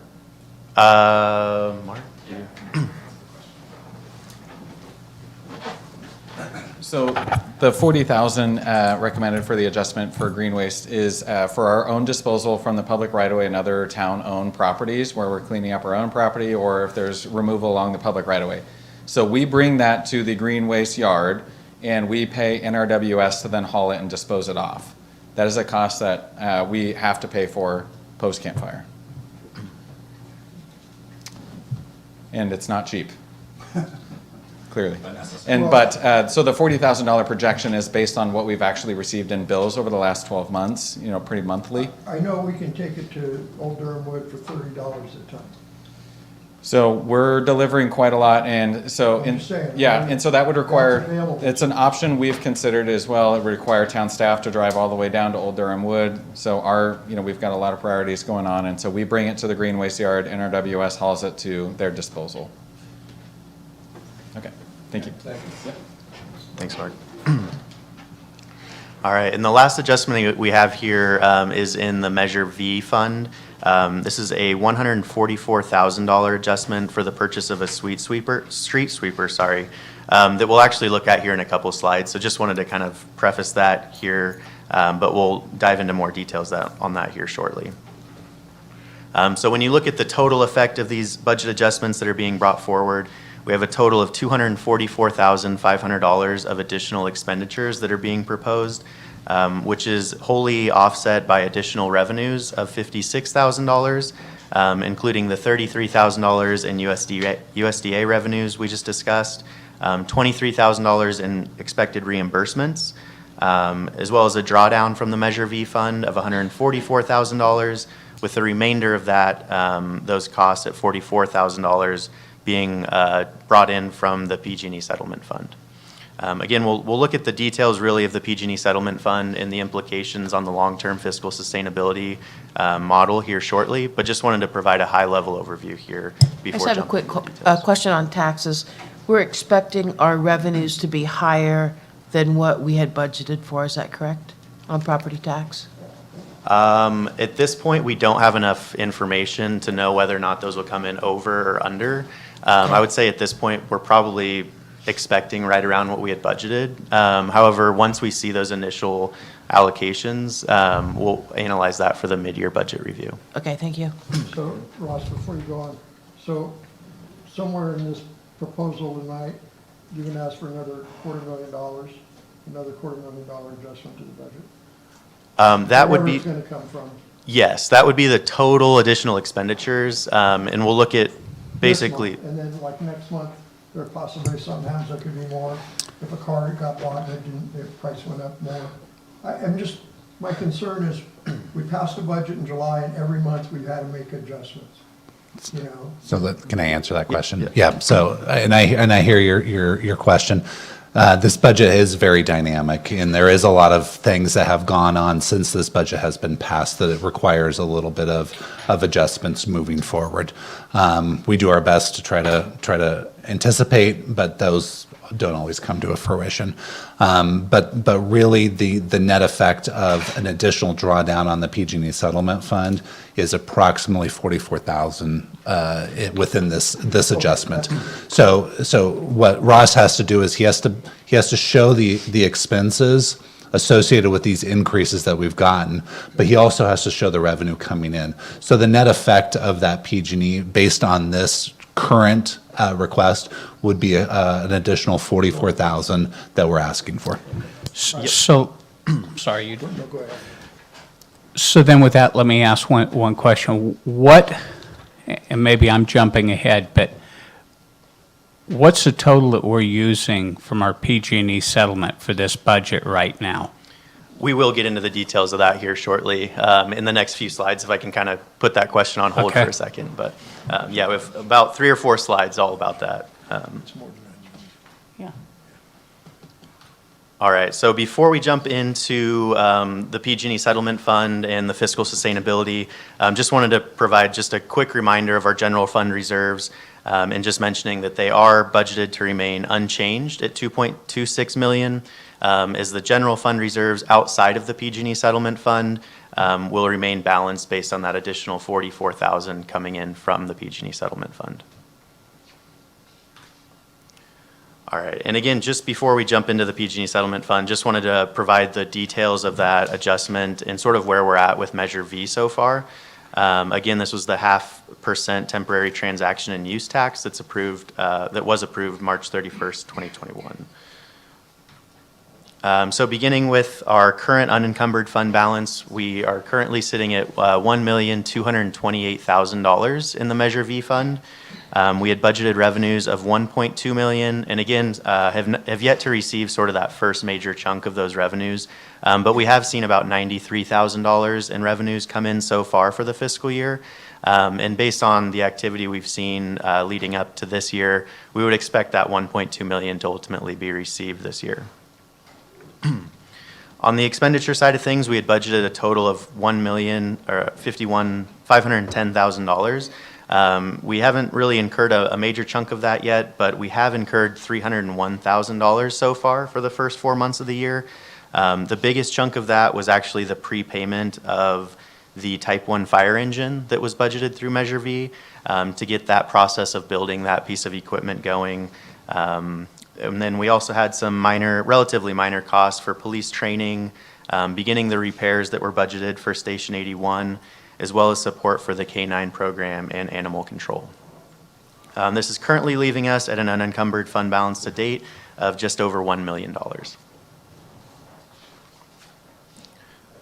So now moving on to the budget adjustments that's being proposed for Measure V. Just to preface this conversation, this amendment was presented to the Measure V Citizen Oversight Committee last month and was met with full support by the committee. And what this adjustment does is really looks to leverage funds that the town was able to secure through a USDA grant totaling $156,000 to apply towards the purchase of a street sweeper at a total cost of $300,000. So the proposal is to utilize $144,000 of Measure V reserves, basically to leverage that grant opportunity.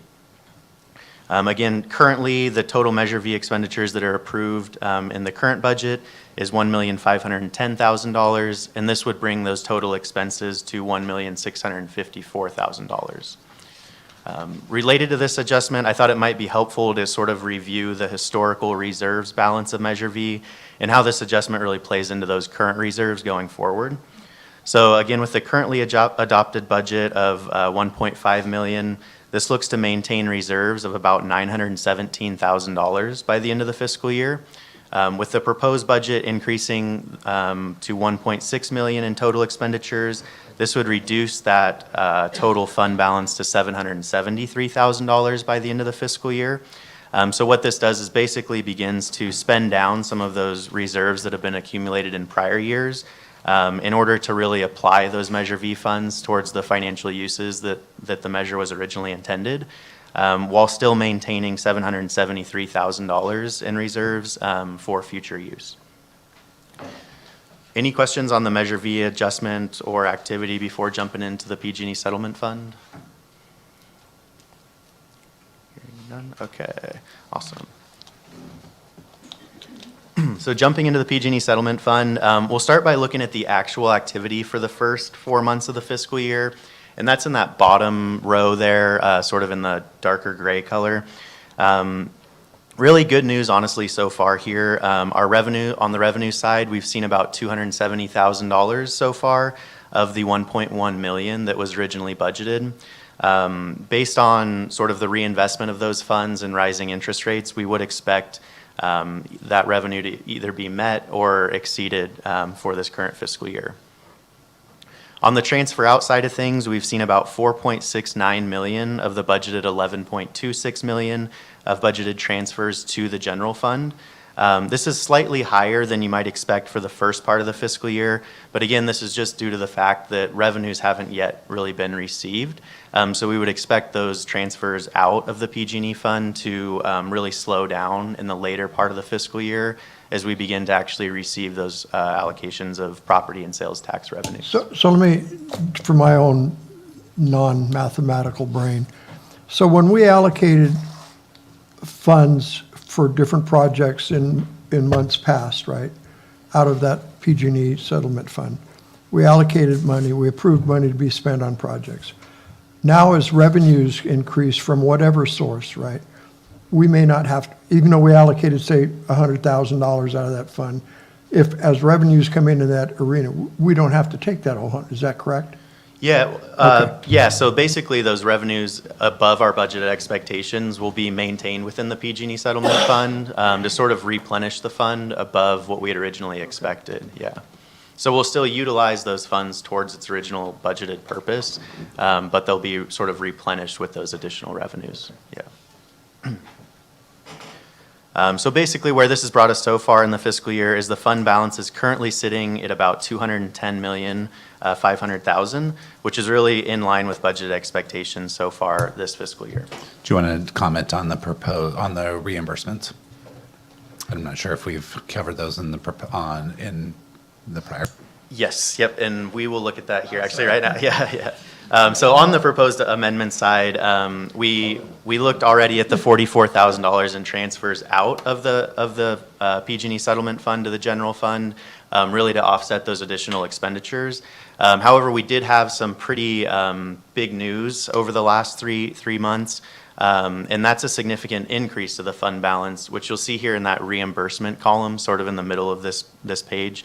What that was a net $2,227,000 that the town received, which was an initial holdback of the original settlement that the town received, which equated to 1% of the total settlement, so $2.7 million, less final attorney fees of $472,000, for a net reimbursement of $2,227,000. So really replenishing the PG&E settlement fund above what we had originally expected. And the proposal here would be basically to maintain those funds within that PG&E settlement fund, basically to be applied towards future revenue backfill as needed, or to increase that contingency reserve that's currently being maintained.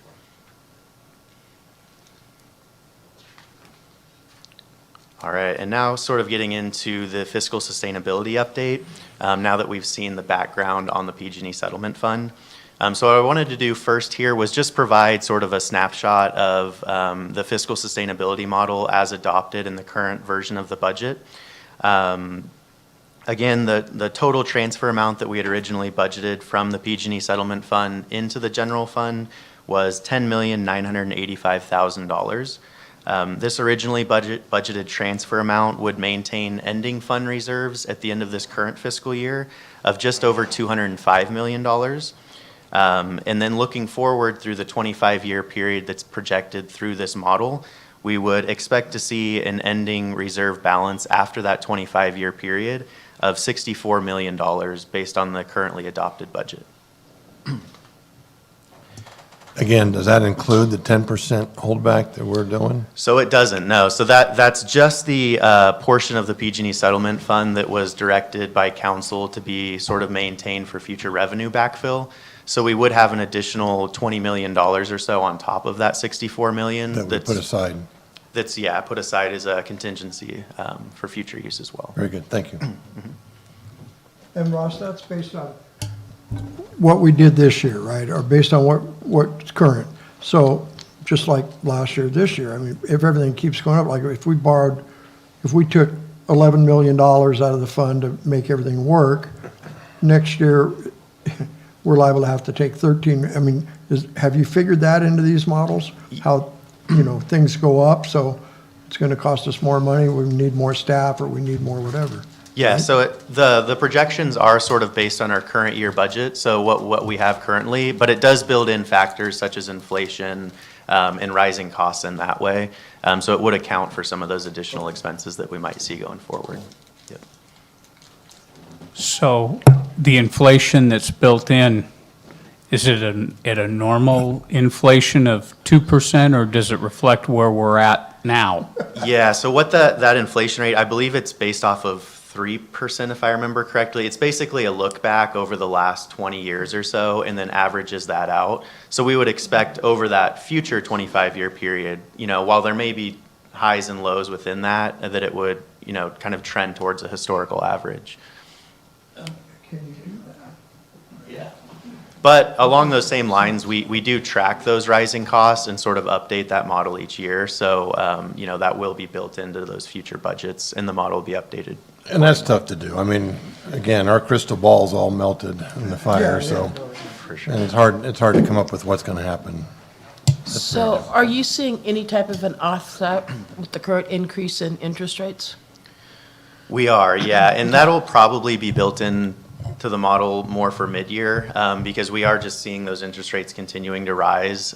Based on the type of investments we're currently invested in, it takes a while for those rates to actually impact our investments because they're held to maturity. But those interest rates are starting to increase basically in our return in our portfolio as well. Yeah. And this model is based off a return of 0.5. Yes, so that, with 0.5 return on investment, this is still what this looks like. We're earning much more than that. We assume that we will be. Yeah, and as you probably saw in the quarterly investment report, that's actually now at just over 1%. So we've already doubled what that return is based on this model. The model is based on 0.5.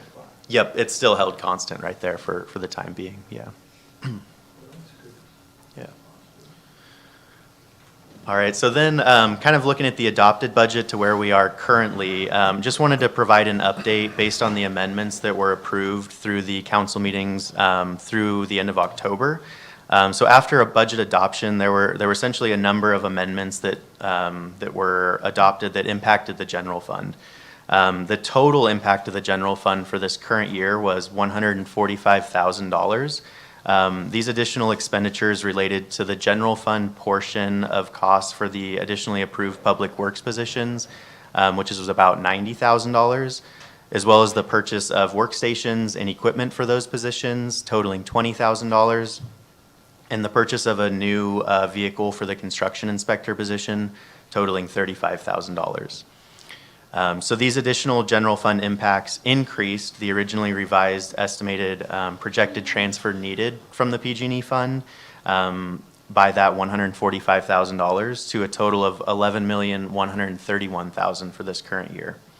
This increase to that transfer actually reduced then the estimated balance of the PG&E fund at the end of this fiscal year to $204,856,000. Basically, we took those adjustments that have been approved so far for this year and updated the fiscal sustainability model to build those recurring costs forward over the 25-year projection.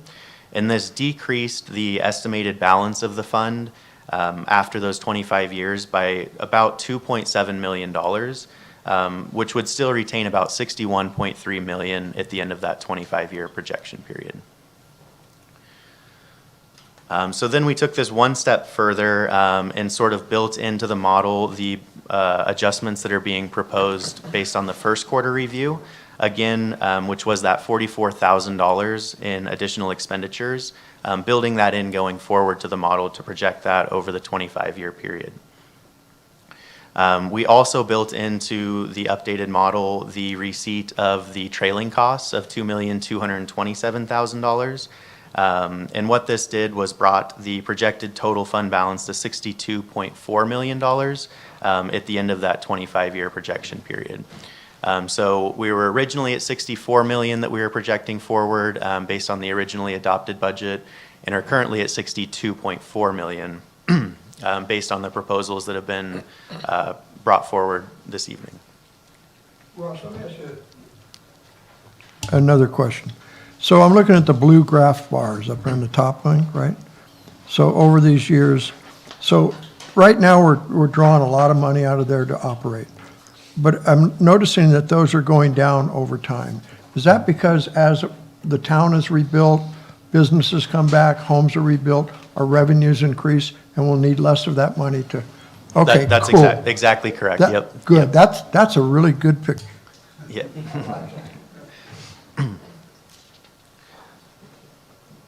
All right, so with that, we'll go ahead and move out of sort of that general fund review and into some of the other major funds that were being discussed over that 4-month review period.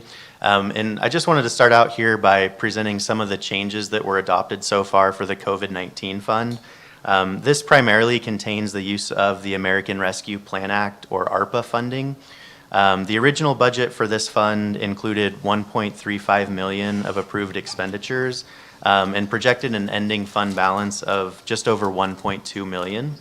Again, during the town council meetings held through the end of October, there were additionally approved expenses totaling $777,000, which included $392,000 towards the use of restoration of dispatch services, $195,000 towards facility repairs for Town Hall, and $100,000 towards facility repairs for Fire Station 81, as well as $90,000 to be applied toward the Category 4 tree removal program.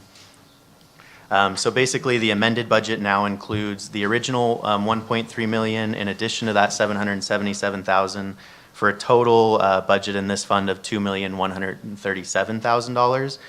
Which brings that projected ending fund balance to $446,000.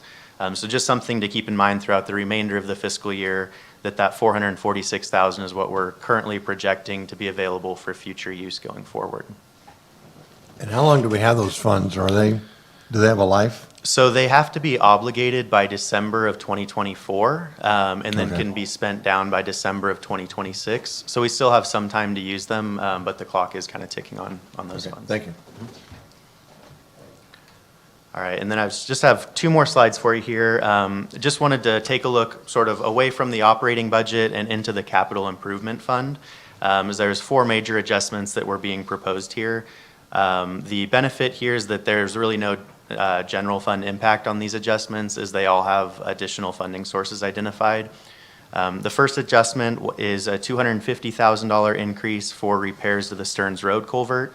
As you probably recall, on June 14th, Town Council declared an emergency to replace this culvert, and the project has since been completed. So the $250,000 here sort of represents the maximum project cost based on construction and engineering costs that may be incurred. We also have $100,000 here that is being proposed towards the completion of the Pence Pathway Phase 2 project. This was a project that was originally included in the CIP-DR budget at a total cost of $187,000 to be funded through congestion mitigation air quality funds. However, we've identified the need for an additional $100,000 to be applied towards this project, which would be used from the transportation funds that are annually allocated to the town. We've also included here, as sort of was brought up earlier in the agenda, a $300,000 increase towards interim safety striping for various locations throughout town, as this has sort of been identified as a critical project to be completed this current year. The funding source for this $300,000 is from cost savings that are expected to be realized on the town's CDBG CDBG sidewalk project. So those funds would basically be reallocated from the savings that are expected on that towards this interim safety striping. And the last adjustment that I have here is for a $60,000 really correction to the original budget. As originally included in the CIP DR plan was the upgrade of a pavement management program software that the town uses.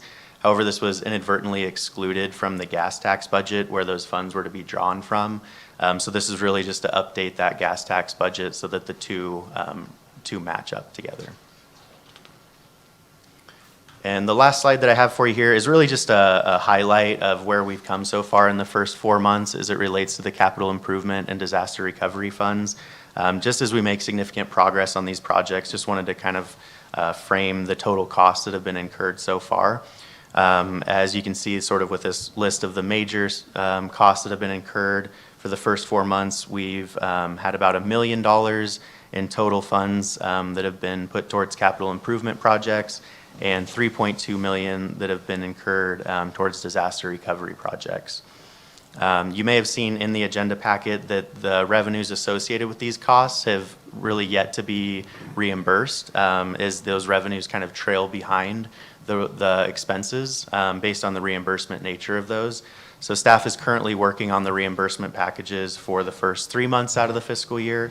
And those revenues will likely be received later in the fiscal year. So with that, that sort of concludes the overview of the financial performance that I had for you. We've included in this agenda item requests for council to receive and file the information as presented and approve staff recommended adjustments, but I'm happy to answer any questions if there are any. Questions for Russ? Cards, Dina? I have no cards on this item. Move to file. Second. Does that include approving the recommended budget adjustments? Yes. Thank you. Second again. Motion by Tryon, seconded by Culleton. Roll call vote, Vice Mayor Boland. Aye.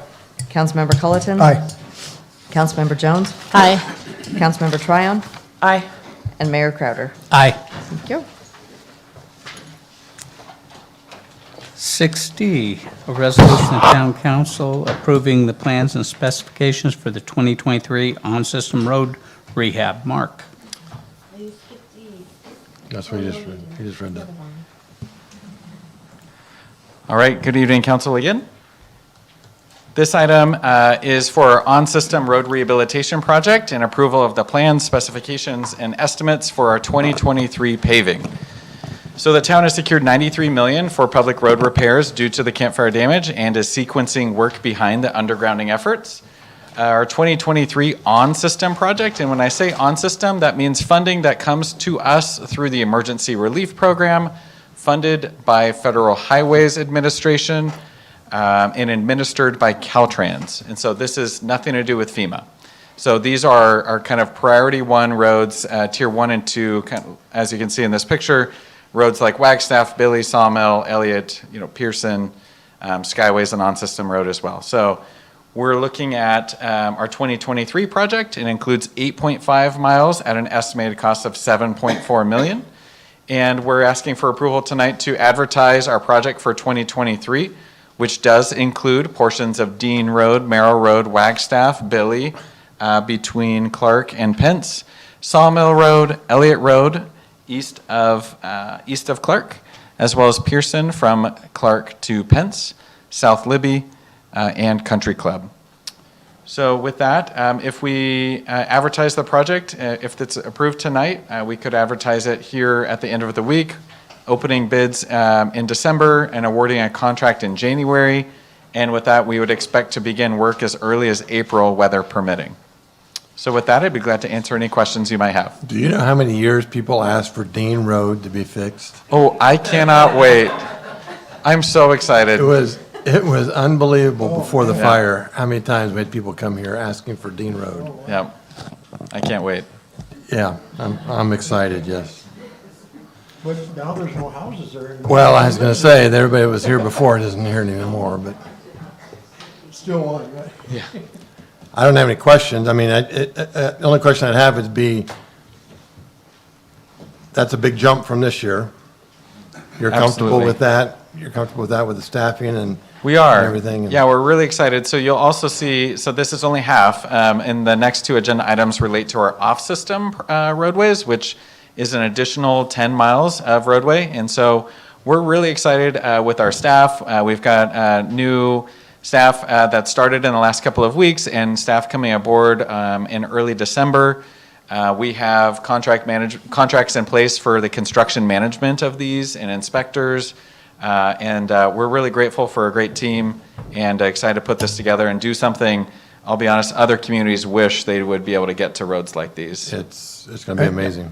One of the questions Steve asked at one of the other meetings was, can the public handle it? I mean, and when you let these contracts, can we make sure that we put some very specific language in there as far as traffic control or different things? The problems we've run into is some of the road, you know what I mean? Because Absolutely. it's an ongoing thing. Yep, absolutely. So we're really grateful for the funding and these projects, and there'll definitely be a much less impact to the underground trenching that we see with the day-to-day of undergrounding the entire town.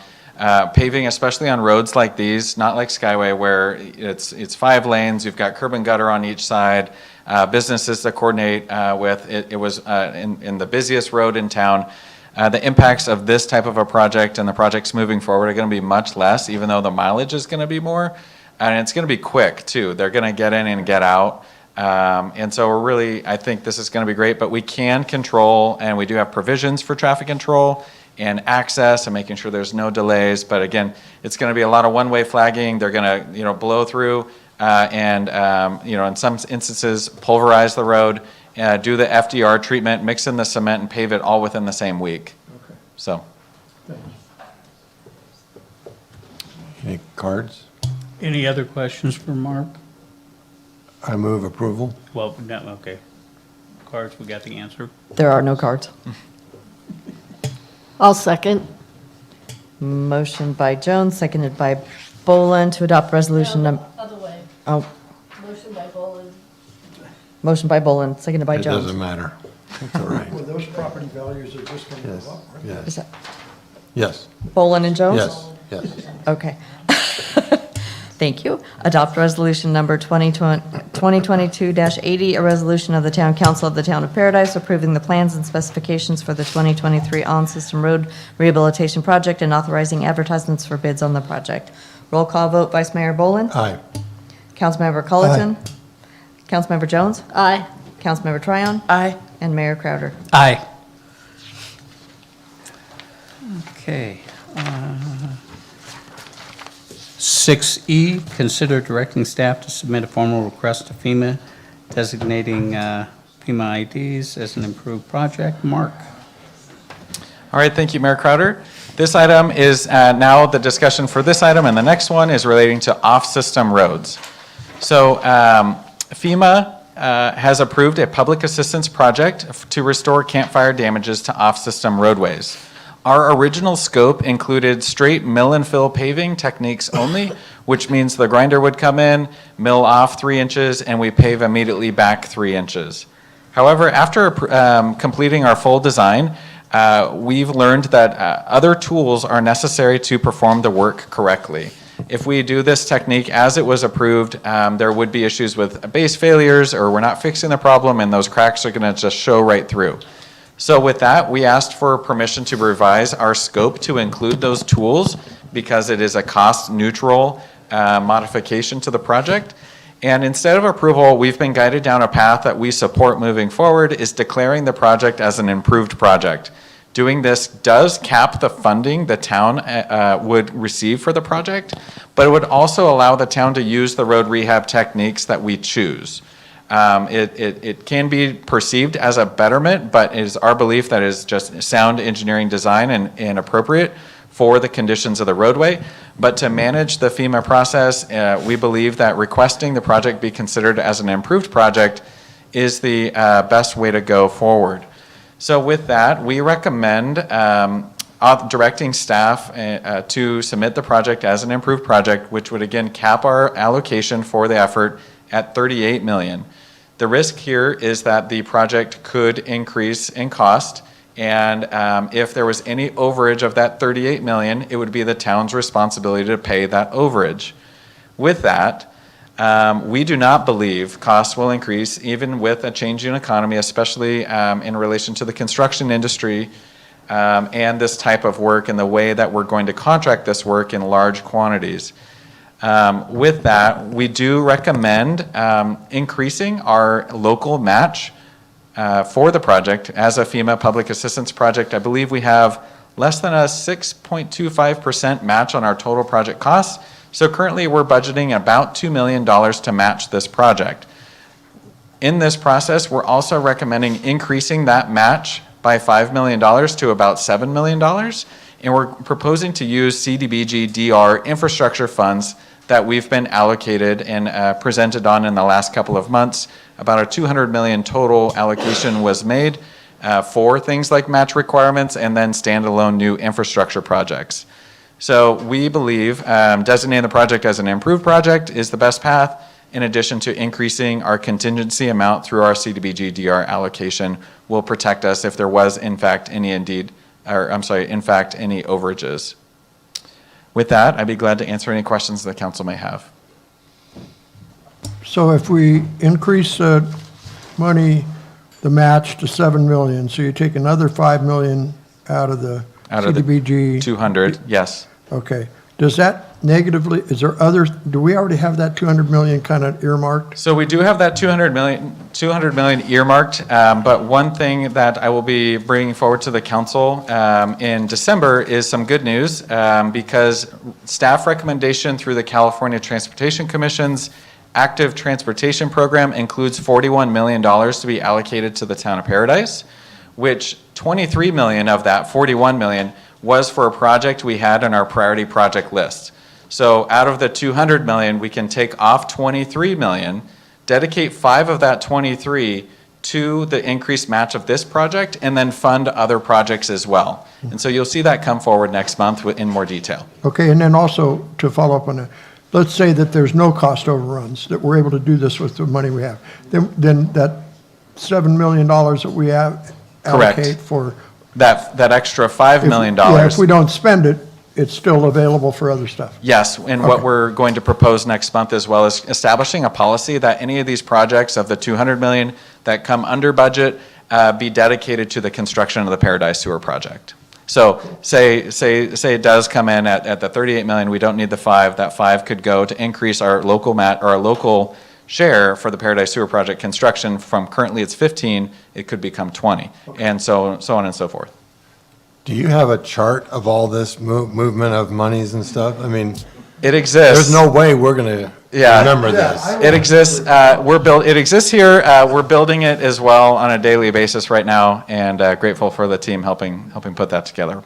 But that's a good idea at some point, a little flow chart. Well, we do. So you'll see it again next month in the action plan about how everything's going forward and moving. But again, our as Ross was just presenting about our capital improvement program, in addition to the disaster recovery program, we're going to build these projects fully and show, in a more regular process and format that you're familiar with. But it's also fresh and so new and changing, day to day at this point. And the question wasn't that I don't trust that you guys have that. For me, in my business, I got to flow things so I can remember, oh yeah, I took it from here and I put it over here. And otherwise, I tend to forget. I don't know about you guys, but writing it down helps. Yeah. That'll be presented next council meeting. Good. So, Thank you. So Mark will be bringing a complete, comprehensive view of that next council meeting. Appreciate that. So the bottom line is basically we accept the cap, we can do a better rebuild on these roads. Absolutely. Okay. With less scrutiny. Less scrutiny and less staff time to have to track everything. Less effort, And more again, availability to work on other projects. You're not Thank concerned you. about the 3-year No. unforeseen, not that our economy is going wacky. It's not that, I shouldn't say that I'm not concerned about it. I feel like we've properly mitigated it with this plan. But also in the downturn of our economy, I recall putting projects out to bid in 2008, 2009. True. 10, 11, 12. Get some better bids. You get better bids. Hungry. you do. Construction industry is hungry for these types of jobs, and while other communities are tightening their belts, we're going to be putting these out because we have to, and it's good for They're Paradise. not traveling, they're staying Right. home and, yeah. So I think we're in a great opportunity to leverage, construction dollars here moving forward, that regardless of what happens with the economy, I think we're going to be fine. Okay, thank you. Absolutely. Cards, Tina. I have no cards on this item. Move to approve? Second. Motion by Tryon, seconded by Culleton. Did I get that right? Ooh, I'm struggling tonight. Roll call vote, Vice Mayor Boland, Aye. Councilmember Culleton, Aye. Councilmember Jones, Aye. Councilmember Tryon, Aye. and Mayor Crowder. Aye. I just want to add something before you go, Mark. I don't think the public realizes just the incredible job that you guys are doing. You know, it's a lot of money, a lot of it's grant money and federal money, and government is so complex to deal with these things. It's just layers and layers upon stuff you got to do to make it work. But I hope the public can realize that you guys are doing just a kick-butt job. Thank you so much. Appreciate it. Really appreciate it. Okay, 6F. Resolution of the Town Council approving the plans and specs for the off-system road rehabilitation. Mark? All right, so with that last item approved, we can move forward and present the comparable approval of what we did on system for the approval of the plan, specifications, and estimate for our 2023 off-system rehabilitation project. Again, as a part of our secured $93 million for public road repairs, we are sequencing behind underground efforts. Our 2023 off-system project includes 12.5 miles at an estimated cost of $6.9 million. We just approved the improved project request and discussed the full impacts to that. We're really excited about these roads that were selected. One, a portion of Honey Run, which we'll talk next for that agenda item, but this includes those residential neighborhood streets. I mean, talk about Dean, that's one thing, but now we're getting into some of these other residential areas, Circlewood, Sunburst, Filbert, Glen Drive, a portion of Stearns, Country Club, Country Club was earlier, Stearns, DeMille, Harrison. So we're getting in there, doing a lot more work, getting those roadways that, again, in our pre-campfire reality, really honestly would have never been addressed, certainly in our time here. So with that, we'd like to request approval and permission to advertise for bids, and we could anticipate award of a contract at the February council meeting, and work could start as early as April of next year. Is the only straight line, is that Nunley and Kibler? Yes. Okay, thank you. Just trying to. Yes.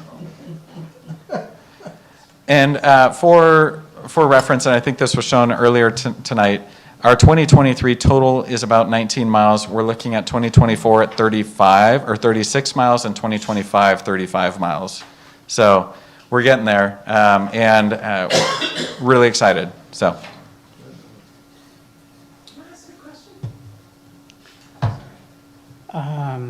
Sure. Yeah. Sure. Yeah. Come up to the podium, please. To the podium. Podium. Yeah.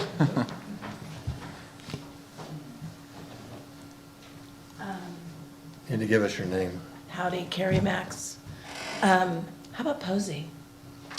That's not the question. Okay. So the first idea, you said like 8 million for 8 miles, and this is 6 million for 12 miles. How come is it a dirt road, gravel road? I'm just wondering why the difference and why they're broken up. And Yeah. And how do we get to know about stuff like that, or is this we just get to watch you guys play? No. And So. how did they get picked?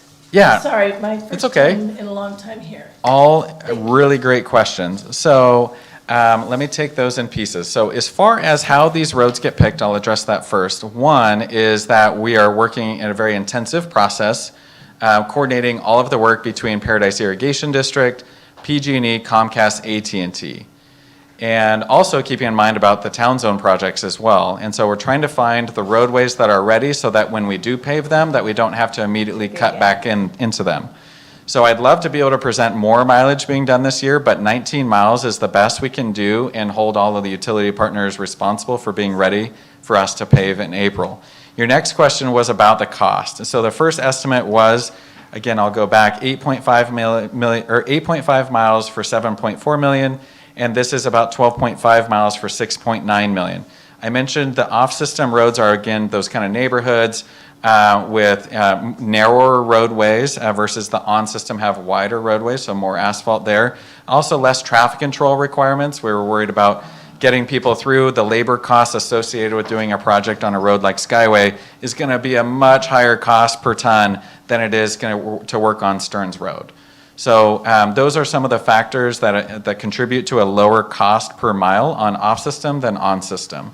And then your last question about how does people understand about where we're going next and when and how that process works. We publish recovery updates that has that information. You can sign up on a mailing list. On our Facebook website, we have regular updates about, we have a live interactive Google map, which I would love to show because we get excited showing it. That kind of yeah, I'll bring it up right now. So if you go to the townofparadise.com website, and hello, Garrett. Congratulations on your first workday today. And our website takes a little bit, sometimes you have to try twice. So while you're looking that up, this also could change depending on utilities and their lack of ability to get some areas done in time, correct? So I would say not for 2023. We're really confident that, okay. Oh, news and announcements. Okay, let me just go there. News and announcements. Here we had the public hearing notice, if you were curious. Ongoing traffic control for Paradise. Oh, so we have two maps we're really excited to share, but I'll go ahead and share the one you asked about. Okay, here we go. And so this is the big picture, big vision of how are we going to complete $93 million in road projects by the end of 2025. So the purple relates to the colors that we've done already, or that we're doing now in 2022. The, I would say, blue-green color, so I can actually isolate it. Here, now we're getting fancy. So here's our combined project for 2023. And then 2024 looks like that. So be ready. I'm excited. That's a lot of asphalt. That is. You're not going to across town for 20 minutes. Yeah, and then 2025. So for years like 2024 and 25, we'll definitely have more restrictions about possibly dividing into zones and having milestones of when the contractor can start, only if these other areas are finished, to try and balance that a little bit more even. So we're providing this information and communicating out to the public, but coming to a meeting like tonight is great and ask that question, so thank you. But how would they know when that, I mean, it's going to be different stages. You'll announce out what stages these different areas will be done Yes. during that year? Yes, exactly. Okay. Good, thank you. So for 2023, when we award the contract, we'll forecast more out what that's going to look like on month-to-month basis Right. Over the year. Cool. Yep. One other thing too is if you do want to get involved, we do have a community relations committee that you're more than welcome to join, that we meet. It's normally every Wednesday after the council meeting to discuss what's going on with the town and then take feedback from citizens. We bring it on. You can actually give your name to Colette over here and we can get you on the sign up. Thank you very much. You're welcome. No, I agree. Thank you. No, it's okay.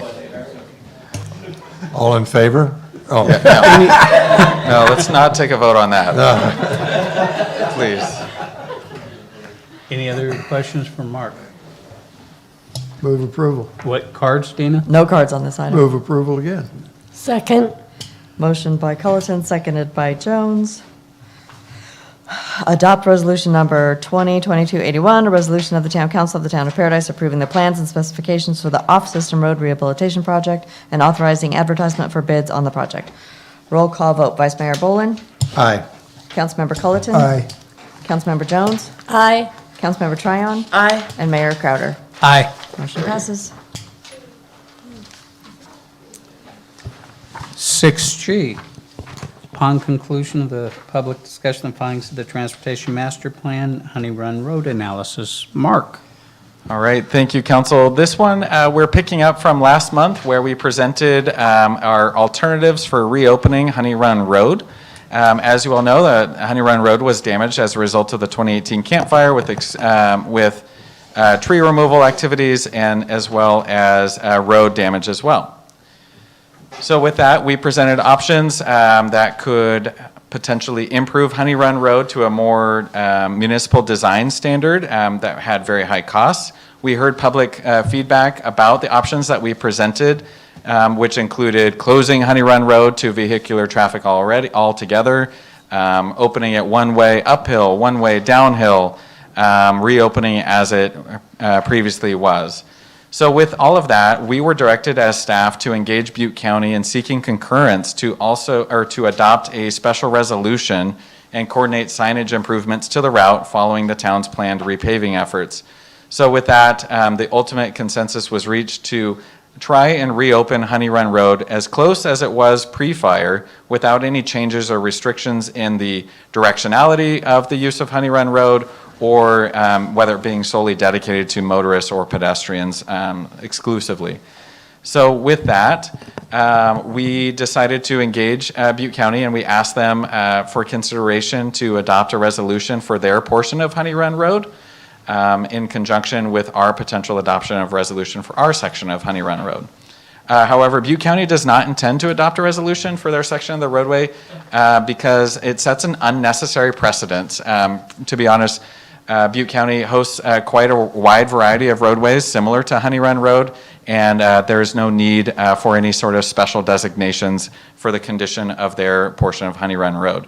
However, we've been working collaboratively with ideas about how to support doing sign improvements for the use of Honey Run Road, both at the bottom in Butte Valley and here at the top near Skyway, which would provide advanced warning about opportunities to turn out and change direction, and then also to restrict the length, weight, and speed of Honey Run in this section between Honeyview Terrace and Merlin Lane in the unincorporated Butte County section.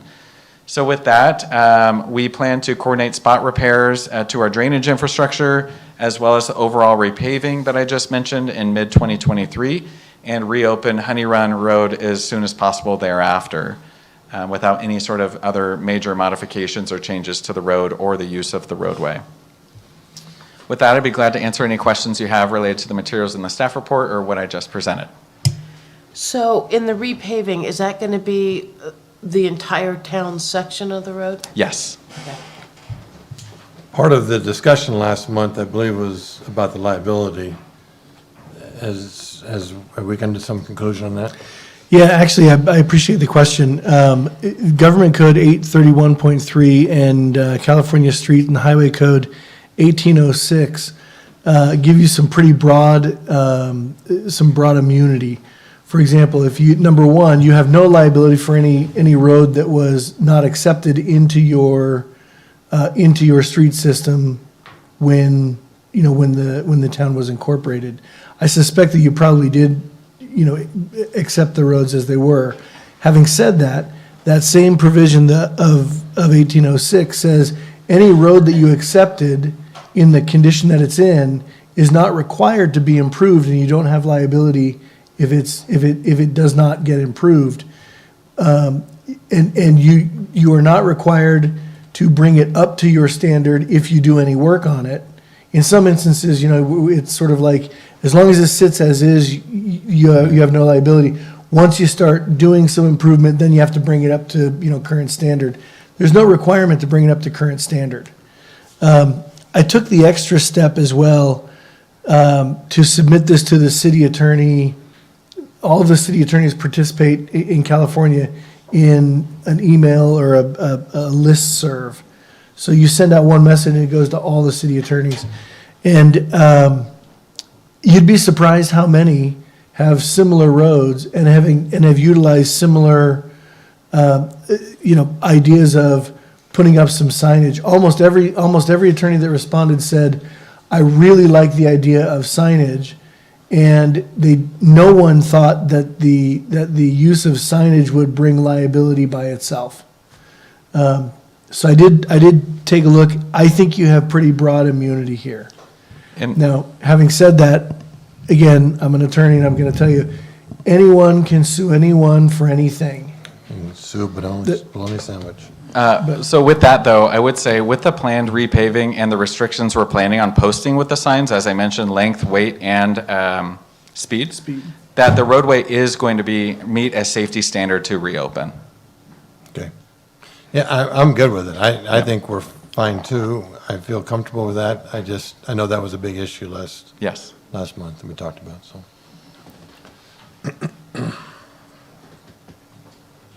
Any other questions for Mark? Cards, Dina? I have no cards on this item. Motion? I'll move approval. I'll second. Motion by Jones, seconded by Bolin, to adopt Town of Paradise Resolution Number 2022-82, a resolution of the Town Council of the Town of Paradise expressing a desire to reopen Honey Run Road between town limits and Honeyview Terrace as a historical community route with vehicular speed, weight, and length restrictions. Roll call vote, Vice Mayor Bolin. Aye. Councilmember Culleton. Aye. Councilmember Jones. Aye. Councilmember Tryon. Aye. And Mayor Crowder. Aye. So in the meantime, can it be open for bike? Yes, so we are going to support the 2023 Wildflower Ride and make sure that they have adequate traffic control, restrictions, no vehicles, and then we're going to isolate the damaged areas that I mentioned for the drainage infrastructure. But we're aware that bikes are using it regardless of what the signs say right now. And, I don't have any heartburn on that at this point. We're going to watch the weather, severe weather's coming, this winter, and do follow-up inspections to make sure that still stands up. Yeah, I was thinking more about the wildflower, if we could accommodate that. Yes, so we fully intend to support the 2023 Wildflower before the improvements are made. Good. Yep. Not that I'm going to ride in it or anything. Me neither. That was not a concern. Yeah, e-bike. I don't think that's legal in the Wildflower. Yeah. Okay. 6H. All right, last one. I think you're almost done with me. Thank you for your patience and time on all of this.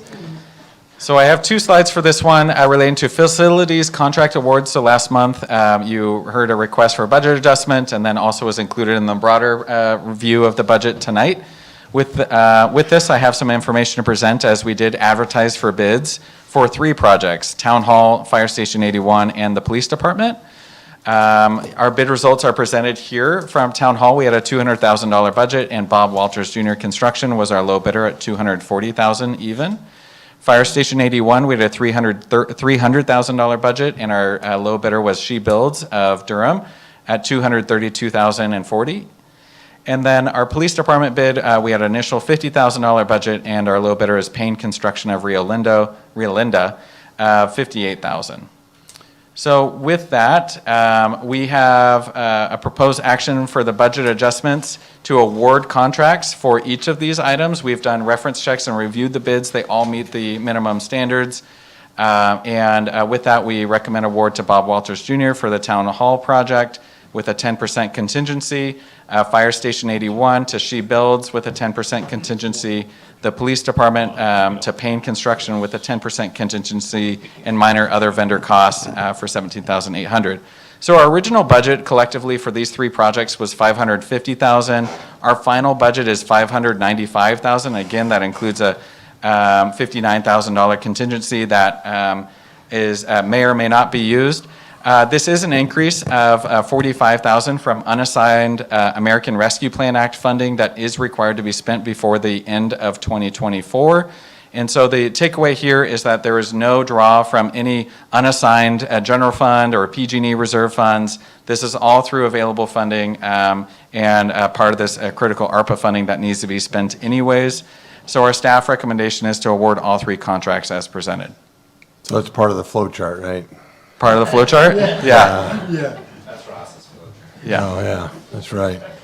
So basically, most of the money, well, all the money is your contingencies. Correct, yes. We would have been completely under the budget with no contingencies, but again, it's appropriate for contracts of these size to account for things that may or may not happen. We do have a required asbestos testing as a part of the bid, and there is, if we remove the flooring and we find something we don't want to see, we have to mitigate that. Right.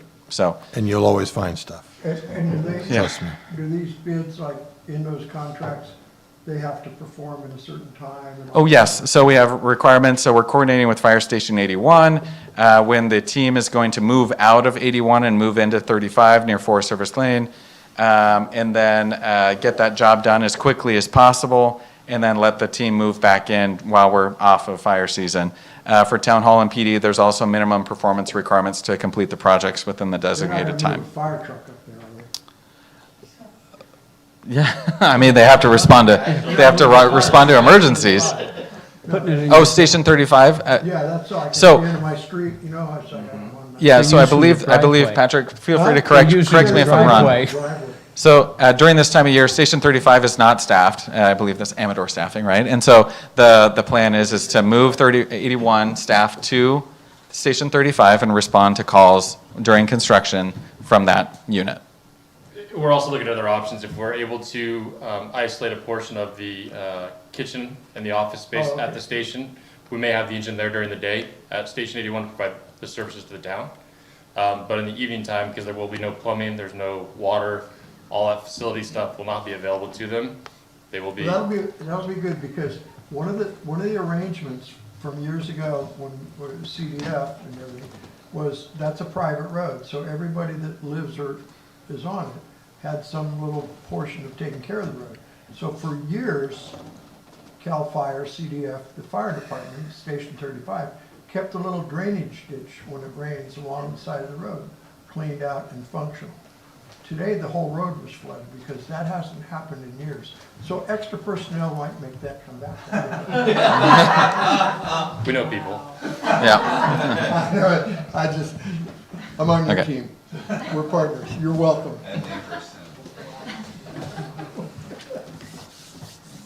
Any other questions for Mark? Any cards? I have no cards on this item. I move approval. Second. Motion by Jones, seconded by Culleton.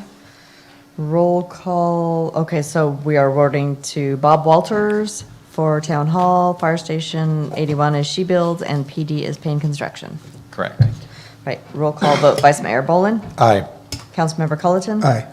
Councilmember Jones, Aye. Councilmember Tryon, Aye. and Mayor Crowder. Aye. Thank you. Okay, so now we're going to close out of the Mark show. How much money was that exactly?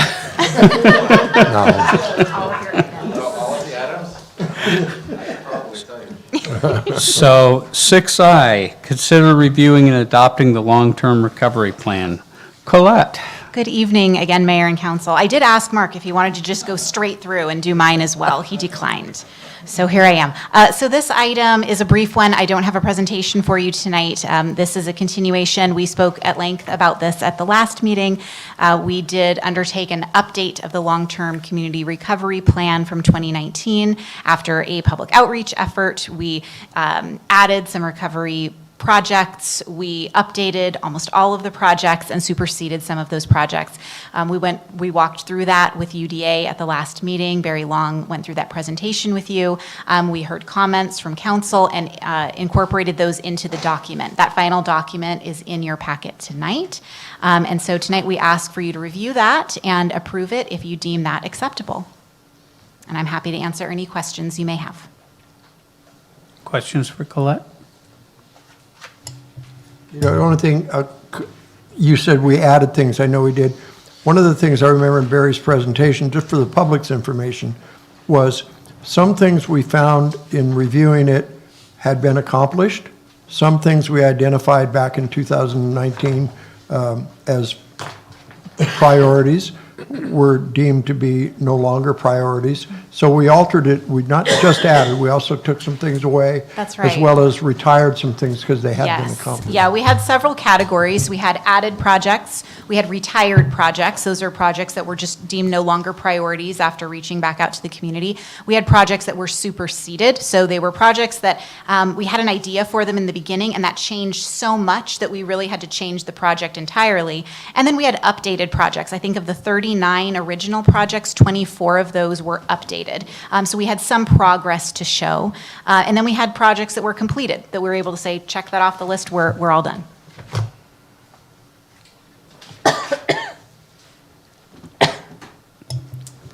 I think it was just important the public knows that this is it's a new plan, or it's an updated, it's the same plan, but updated.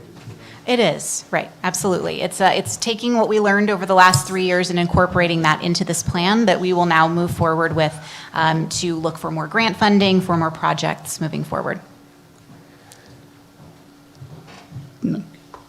Dina, cards? I have no cards on this item. I would like to move approval, but I'd like to say thank you to everybody that helped us to do this, what we've been doing without UDA as a part of it. I don't think it'd have been possible. So they have been a great partner, but we've had people support us through that, and that's been incredible. So anyway, move approval. I'll second. Motion by Bolin, seconded by Tryon. Roll call vote, Vice Mayor Bolin. Aye. Councilmember Culleton. Aye. Councilmember Jones. Aye. Councilmember Tryon. Aye. And Mayor Crowder. Aye. Okay, item 6J, consider approving the guidelines for the commercial sign removal program. Colette. Good evening again, Mayor and Council. So you may recall at the budget meeting this year, Council allocated $200,000 from ARPA funding to go towards business assistance programs. And at that time, we had envisioned two types of programs, one for commercial sign removal and one for general business assistance. And so with that direction, we formed a committee that included two council members Culleton and Jones, as well as members of the community, the Paradise Ridge Chamber of Commerce, 3Corps, and some local business owners to talk about how best we can put these programs together to help our businesses. And so, I've already talked about all this. So with those $200,000 in funds, we broke that up into $100,000 towards the commercial sign removal program and $100,000 towards the general business assistance. So first, we'll talk about the commercial sign removal program. The purpose of this really is the fact that there are many signs that are left on property after the campfire. Some of them are damaged and some of them are not, but those that are not, many times they are on a vacant piece of property where the business is no longer there. And so there has been a great deal of impact on our residents from this, and we hear about that a lot. So this is something that we wanted to address, since it is also it does go against our municipal code as currently written. So the program that we came up with through the committee would have grant funds available to remove signs that, again, were either damaged by the campfire or are undamaged but are located on a vacant property where the business is no longer there. Grants would be awarded on a first-come, first-served basis until the funds are expended, understanding that the removal of a sign will vary greatly by cost, depending on what type of sign it is, how it has to be removed. And so we will work on that on a case-by-case basis. Contractors would be selected by the applicant, and they must hold the proper type of license to do demolition, which is a C21 license. The contractors would be paid directly by the town for the removal work, and business or property owners may apply for this, although if it is a business owner applying, the property owner must give approval during the application process. So that is how we came up with the idea or the guidelines for the commercial sign removal program. And next, I'll talk about the Business Investment Grant Program, or the BIG, Go Big program. So this program, the idea here is really to say thank you to our existing businesses and new businesses for investing in Paradise and helping them with some of the costs that are incurred through that process. And so we came up with a program where $5,000 grants would be allocated to businesses located in the town of Paradise. These can be existing businesses or new businesses, returning or not, and they would be awarded on a lottery basis. So we would have an application period. So we would collect all of the applications during that time and then select out by lottery those applications until all of the funds were expended. We decided to break the $100,000 up into $75,000 for new and existing businesses that would go through that lottery, and then we would hold back $25,000 to be offered as an incentive for new businesses that may open over time, that they would be granted those funds once they're able to show proof of a permit or lease or other occupancy. So those are the basics of the program. The guidelines are included in your packet, as well as draft an actual application for you to review. There are a few options to consider when it comes to timing of these programs. Originally, we had thought about having these available in December, and that certainly we can still accommodate that, but I wanted to give some options for council to consider as well to give direction on how we move forward. So the first option would be to have both programs open their application period concurrently during December, so open them as of December 1st. Now, remembering that the commercial sign program will be open-ended until the funds are expended, whereas the business incentive program would be a closed period of time. We can talk about how long that will be. The second option would be to begin the application period for the sign removal program in December, and then wait until January to have the business investment program open. The idea being just having them separate, so we can have separate messaging campaigns. Also, in case the holidays get involved, people get busy, not wanting to put too much on business owners' plates. The third option is just reversing those, having the application period for the general business assistance in December and the sign removal in January. And then finally, I would like some direction as well on how long we would have that defined application period. It really can be any length of time, 30 days, 45 days, 60 days. I think 60 days may be a little long. I would recommend 30 or 45 days, but certainly open to recommendation on that. So that is my presentation, and I would love to hear comments from council and answer any questions you may have. I have a question regarding the signs. So we have some signs that are not consistent with our current plans, and they were grandfathered in. So if they're removed under this plan, then that they would no longer be grandfathered in, and they would have to meet our current standards.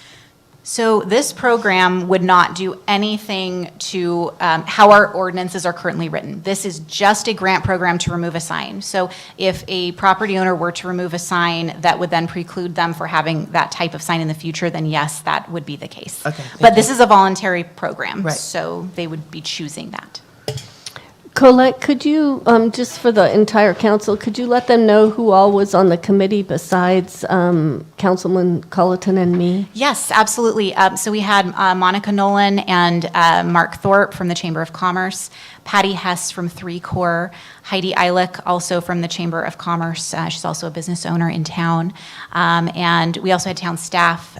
Susan Hartman was on the committee as well. And she provided a lot of information about the current ordinance and enforcement of those ordinances and how this can work as a tool and a resource for those businesses who are looking to become compliant. So you might have already said this, but this is voluntary, where they can get assistance. Yes. If they don't, after this period of time, then what? Do we go into abatement? Well, again, this is a voluntary program, and currently we do have ordinances that dictate what signs are allowed and are not allowed. So that is up to council and how you want that to be enforced. This program is just a voluntary program to help businesses who want to remove their signs.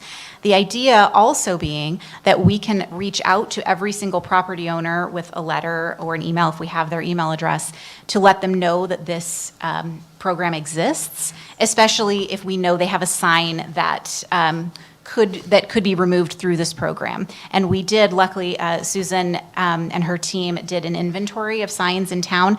And remind me, Susan, it's over 100 signs. It's 120 signs that were documented. So we have the address, we actually have a picture of the sign and the property owner information. So we can reach out to them directly to let them know about this program. So we don't have enough money for 120? Oh, certainly not. Not with $100,000, no. Right. But this would be a great start, and, something council could consider in the future if there is great interest. This is something that, if council wanted to allocate more funding to a program like this, that could be done. So in the future, we need to discuss the next step after this then? Yes, that is correct. Okay. They're separate. This is a program to help people remove signs. There's also the enforcement action, which is separate. And I would fun part of imagine they've already received notice that these signs do need to be removed. No, generally not. Because we never had an inventory until recently. Right. Because I thought that, doesn't the current code, well, no, maybe it doesn't, because after the fire, that's what brought this about, and we got the grant money, which is helpful, but what brought it about is after the fire, you have all these signs, and some people did comply, that it's a sign for a business, like you go by Safeway, vacant lot, and all those little businesses are up there, and they were told, you need to take them down, You don't have to take necessarily the signboard down, but you gotta take the signs down, because there's no business there, It's kind of painful driving around seeing that. So, yeah, we'll have to address that though after if it's not in the code. I thought we did with the ones that were burned, not necessarily the ones that were intact, but the ones that were burned, because I got a call from one of them that got a citation for not removing them. I thought so too, but I could be wrong. But it was just strictly for burn signs. It wasn't. Maybe that's what it was. It was not. For all signs. Correct. That would fall under this. Correct. Well, we can talk about that, but the Yeah. main thing is this, it's the money available for people that, that maybe, so here's an opportunity to get your sign down, So the question is, by December 1st, are you able to be ready for this? Or is this something we should just wait till after the holidays to start and kick off? That's a great question. I believe we can be ready to start on December 1st. You We want are to be hiring ready. in our department, and we should have, I'm finding out this week, the start date, and it should be prior to December 1st. So I think we will be ready. My personal opinion is we ought to wait till after the holidays, Well- because I think people, are going to be a little distracted and, or busy. And so I think you get better response after Christmas. Well, we lived with it this long. I don't think between now and January 1st is going to be a big deal. Right. And then, as far as the time period, I think you go until it's full. I mean, it might happen in 15 days. It fills up. That's for the sign program, but the business investment program is I'm talking a about sign, lottery. right. I'm talking about sign program, right. Yes. So I'm wondering if we shouldn't You're right. notify the 120 businesses that those signs do need to be removed before we roll out the program. Well, there's no requirement that they remove the sign. That's to Greg's point. There's nothing in the code saying that if your business burnt up and your sign's still there, you're in violation. That sign is not in violation until we I make, think there is. As long as it's not. as long as burned. it's not burnt. And that's The what- committee talked about that, whether the letter that goes out should include information that you need to remove your sign, information about the ordinances and future enforcement. And the conclusion of the committee was that we wanted this to be a program to help people. And so after the program, if there's still signs that are problems, we could move into the enforcement, and the council can consider how they want to do that. I won't be here then. But for this program, we wanted it to be, we're the town of Paradise, and we're here to help you. Yeah, we got some money here, so here's a help. And so we didn't want to mix the two. Okay, and I agree with that, Yeah. but there is an ordinance that if your business is not there, the sign's got to come down. Is that true or not? Yes, yes. I got a So, definite and- yes And out of it's the that sign face itself, so there's. And the structure. Okay. So if the business is gone, there's an ordinance that it's got to come down. Okay. Thank you. So one of the things we talked about in the committee on this other thing, on the business assistance program, at least the thing I was pitching is, having a deadline on it is fine, but the main thing is to be kind of promotion and not necessarily be a letter from the town, like a whole different kind of thing. And I think the committee was all about that. But I was into like, this is like essentially free money. If you're wanting to start a business in our town, or you had a business and you're getting back going, you can apply for this $5,000 grant. And so I was, because Christmas is Christmas, and if we package this the right way, if nothing else, let everybody know. If the start date for applications to be received is January 1, and we have a 30-day window or something, but at least, before the end of the year, at Christmas time, if we can just let businesses know, here's a gift from us to you. Well, that's existing businesses also, right? Yes, that's right. So it can be new ones coming up, or existing businesses? Yes. Or existing, yeah. And so that was at least something we talked about there, but we did talk about it. But both of these programs, it was really, like Jody said, it's about, we got some free money, or we got some money, some Well, grant. to your point, what if we started the middle of December and went to the end of January? Sure, we So could do a you're catching it for 45-day. Christmas. Well, but I mean, like some people say, you're gonna be really, the holidays and all, I mean, if we get the word out in December to like on the business program, and do this, or we could do them both, you get the word out, but like on the business program, if your application isn't due, we start advertising it, look at January 1, you can, you can apply. We can absolutely advertise But the- ahead of the application period, or we could do like a December 15th to January 30th, a 45-day. Yeah, something like that, I mean, just so there's enough time for them to get the word and get their application. I was going to suggest that. What if we did the business investment program, so it starts December 1st and goes through January 15th, that's 45 days, and then we could market it like a Christmas present from the town for the businesses, and then you could start the sign removal program on January 15th, and then you wouldn't be running two at once. Sure. I like that. I'll make that a motion. We can't vote on it, right? This is just guidance for how, but I think concurrence would probably be second the the way guidance to go motion. on this item. But I think we are looking for approval on the guidelines for the programs and applications. I'll move approval for that. Second, yes. It doesn't ask for a vote on this. It's on, isn't could it be on the wrong. program, adopting the No, program? it says roll call vote under 6J. Oh, I'm sorry. Yeah, it I'm trying does. to get done. I'm on K already, all right? Sorry.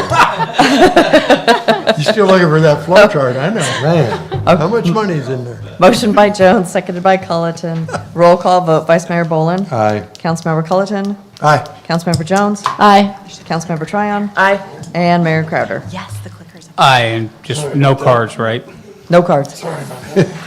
Okay, and just to clarify, the application periods we were talking about were December 1st through January 15th for the investment program, and then starting the sign program January 15th. Yes. Is that what the concurrence was? Okay, great. And thank you to Woody and Thank you. Jody for your work on that, and the team. Thank you. That was kind of fun. We're gonna have to revisit the sign I'll ordinance. bet. It's one way back. It's just a- Yeah. So, 6K, Susan, consider discussion providing staff with consensus on proposed standards for an ordinance relating to creation of short-term rental. Yes, thank you, Mayor Crowder. Good evening, council. So tonight is coming back to council after our discussion in September, bringing forward some staff proposals for standards for the short-term rental ordinance. And so just snapshot here of the current status. So we had this discussion back in September if council was interested in adopting a short-term rental ordinance, and this would actually open up more opportunities for housing on the ridge, since right now, only bed and breakfast in residential zones meet this definition of short-term rentals, which is 30 days or less. The direction of staff was to prepare some standards for this ordinance and just bring it back to council for consensus before we draft the full ordinance to take to the Planning Commission. And so just some of the purposes of this ordinance is to help address this need we have for temporary workforce housing, while also preserving existing neighborhoods by adopting these standards, setting this complaint procedure in motion that helps protect the rental guests as well as the neighbors. So again, our current regulations regarding short-term rentals, there's 3 non-residential zones under motel lodging that potentially permit short-term rentals. All need approval from the Planning Commission. In our 12 residential zones, there's only one definition, that's bed and breakfast, that meets the short-term rental requirements. Again, Planning Commission approval for that. And then in chapter 3.24, it does talk about that any rentals that are 30 days or less are also subject to the town's transient occupancy tax. Is that concurrent days or is that throughout a year? What is that? No, if I recall correctly, and we can look this up for you, I believe it's concurrent. Because once you get to the 31st, then you don't pay that. So we're going to come back to this chart, but this was what was in the staff report. And this is different categories that we talked about in September when staff took a look at 6 other jurisdictions that were fairly local to us, also regulating short-term rentals. There was this consistent list of categories that they were regulating. So on the right-hand side are staff's proposals for the town's ordinance. So this is what we're going to come back to get consensus on. But in addition to just the standards, staff would also propose another listing in the ordinance that's just actions that are prohibited and restricted. And it comes down to activities involving open flame outside and making sure that whatever you're renting was actually built for residential occupancy. So not tents, not RVs, not sheds. And then 2 other things that we have in there are about if you have open building permits for that structure, it not be rented during that time. Same with if you have a outstanding failed septic inspection, it not be rented until that septic repair's been completed. And that one I did want to point out was not in your staff report, and that was my mistake, so I do have it here for us to talk about tonight. What, you said Yes, sir. not tents, not, what do you mean? So, since our conversation in September, we actually found an Airbnb rental that we were actually able to locate, and it was like a converted van where they had pitched a tent that was over a porta potty, like a hospital potty chair, and like a makeshift shower. But we actually found it and shut it down. So it's making sure that people understand that that's not what we're talking about for rentals. They're real R3 occupancy built, ADUs, primaries, but not sheds, not travel trailers, not tents. What does this do to the glamping tents So at that Chappelle? would be, Or yurts or stuff like that? so there's their situation specifically. They are permitted as a bed and breakfast. So our conversation with them is to come back to commission and ask for a temporary allowance until they can rebuild that for a certain period of time, because they're unable to operate something they were previously licensed for. So they wouldn't fall under this. We're trying to get them through another temporary avenue to help rectify this use permit they can't use right now. Okay. That all makes sense to you? I don't understand it. but- These standards? No, just, Oh, the tents? yeah. Oh, we can talk later. You want to talk later? So how do we enforce an ordinance like this?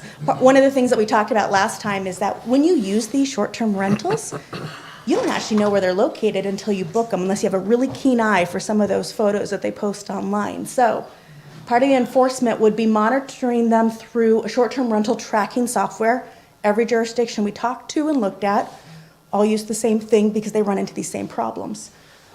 So any violation of a municipal code standard or anything that's in the planning entitlement that they have for that use would be subject to a warning and citation. And then any violation in those terms of the permit would be cause for permit revocation. It doesn't mean we have to, but we can if they're egregious enough. But if that was the case, was it going to Yes, be sir. that same old thing about, we got to send them a letter, we got to wait 30 days, we got to, they can keep operating for half a year before we can actually shut It them depends on down? what the violation is. The municipal code sets out what the time frame for a warning notice is, depending on which chapter you're violating. So if it's a zoning, you have to notice them first. So these are costs associated with bringing an ordinance like this online. So the planning entitlement for operating a business in a residential zone right now is $352.14. It's a one-time permit and it runs with the land until you sell it. So everyone right now who runs a business out of their home has an entitlement to do that unless they're truly just limited to computer, phone, and filing with no customers. There's an exemption for that. But everybody else has this entitlement already for their commercial business. There's also the business license that the town has. It's $40 for the first year. It's $25 for each additional. Something that's proposed for these units is an annual fire inspection, and that would be for carbon and smoke alarms, that would be for fire extinguishers, and that would be for defensible space. And so depending on how big the unit is, I'm just guesstimating up to 2,000. So it's in 1,000 square foot increments. That could be anywhere from about $44 a year up to $52. And then the short-term rental tracking software.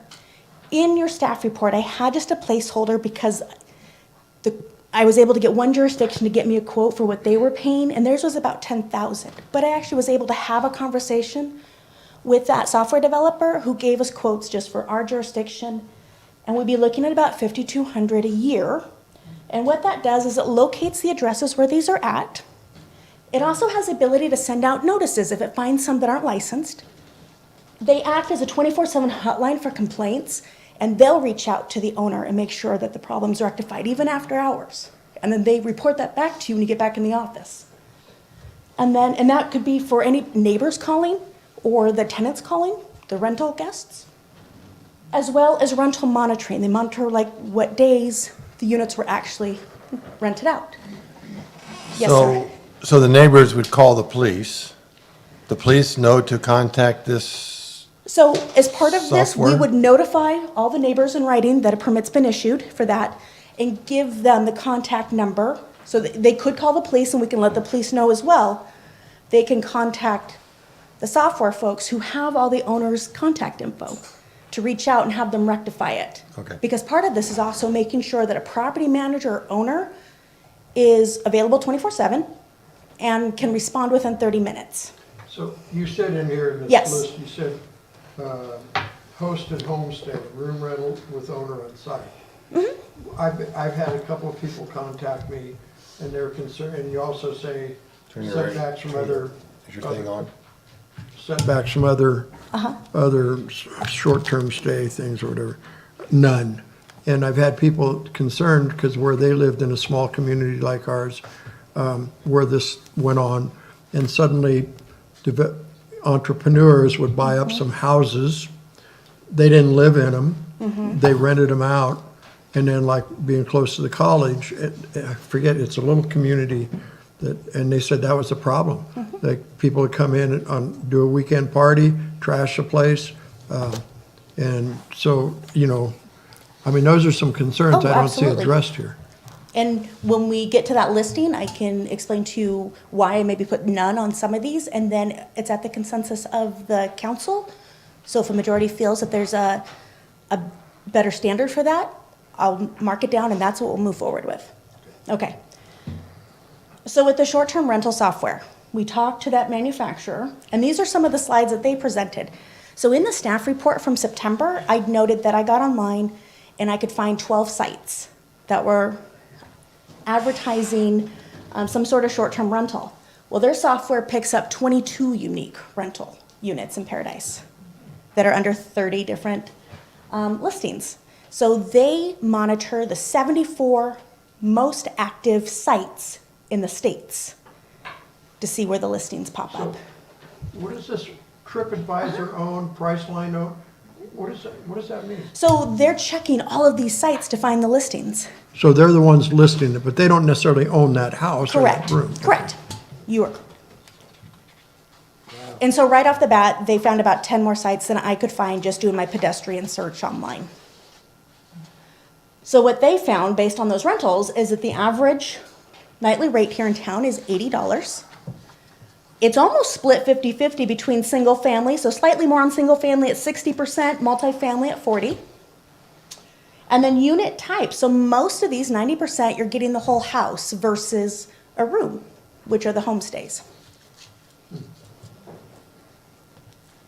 They also put these slides together. So this was, they can go back in time also and look at the rental listings. So a year ago, and this is just about listings, there was about 12 listings. Now there's 30 this year. Last year, there was about 8 units that were available. Now there's 22. So it's just interesting how that whole software works. And so I want to get to the point where if you had any specific questions, we can go over that. And then I'm going to go back to that slide with the standards so we can actually go through those and council give me yay or nays on those. So Susan, Yes. I do have kind of an overall question. Yes. And it applies to a number of things on that chart. The numbers you just gave us and the increase over last year is really concerning to me. This whole thing, I think, has the potential to detrimentally impact our ability to provide housing to people who want to live here. I know there are people who are very concerned about increasing tourism. I don't think we're at the point to do that yet. Our town is not back yet. We need to be concentrating on the people who want to live here. And that's 1% of our housing units that are going to these short-term rentals. And if you have another 173% increase to next year, I don't think that's good for our community. So my question for you is, pretty much everything in here that would limit how much the impact is to our community, like setbacks, or maximum number of rooms, or rentals on a lot, or maximum numbers townwide, you didn't recommend it, and I'm curious as to why. Absolutely. So the maximum number of rooms, if somebody wanted to use their 4 or 5 bedroom home as a short-term rental, I didn't have any kind of great reason to present to the council about why you would say that that's not eligible for these types of rentals versus you can only use 1 or 2 bedrooms houses for it. I just didn't have the supporting data to make that recommendation. But if the council, after talking it out, decides that they'd rather keep those larger bedroom homes for long-term rentals, and that's fine too. I want to be able to back these up with something for you. And then another one about maximum number of rentals on a lot. So keep in mind that all residential properties that are not multifamily only have the potential to have 2 homes on the property, a primary and an ADU. It didn't seem in excess if both of them were rentals. But if you want to make only the ADU a rental, that's okay also. What about like max number townwide or setbacks? So what that came from, those percentage jumps between last year and this year look big, 170-something%, but look at the total numbers. So if we have 22 units today and we've got about 1/3 of the housing units rebuilt, even if I extrapolate that out and let's say that we have 60 or 70 when we're fully built out, is that too many? So let me jump in here one minute. Yes, sir. Does that 22 include the 14 that are at Feather Canyon? So these are different sites. So yes, it would include them. So that 22 figure, you got 14 of them in one location. Right, because those are all different sites, yes. So that 173 is really kind of skewed with that. The 22 is unique sites, so. Unique sites. So there was. One site. That's one site. Okay, so it's not, so if they've got 14 units in there, Correct, but it's only coming up as one site for them. even if they advertise, Right, because they have the 14. software to locate where it's at, so they know they're all coming from Okay. the same site. So my question was on that $5,000, like, Yes, so as we develop, I think we absolutely need to address this. Because I Okay. agree with Jody. We need to have people that want to live in Paradise coming home. We don't need to have, we go to Mendocino occasionally, and there's a couple we met that live in Concord, in Moraga actually, that have bought a little duplex right on the cliff over there. And it's all it's for. It's an investment property. It's a B&B. We call up, reserve it. We're paid the $300 a night or something. And it's really not. I don't want to see our town turn into that. you know, because like one of the people that, the community she came from, she said, the party people came in and who, whatever. I mean, you don't have no idea what activity's going on there. You know, it could be filmmaking Right. that you don't approve of. It could be any kind of number of things, you know. So the presentation that planning staff had done with the council pre-fire, they also listed about the same amount of listings that I found post-fire, which is about 12 sites, even when we were fully built out. I just don't have the data to say for sure that at full build-out, these numbers are going to double or triple based on what they are today. I'm not as concerned about having a certain number of, I mean, we want tourism. I know we're not built out, and I understand all that, but people many times just want to come up and check out Paradise and what's it like to be up there for a day or two or a weekend or whatever.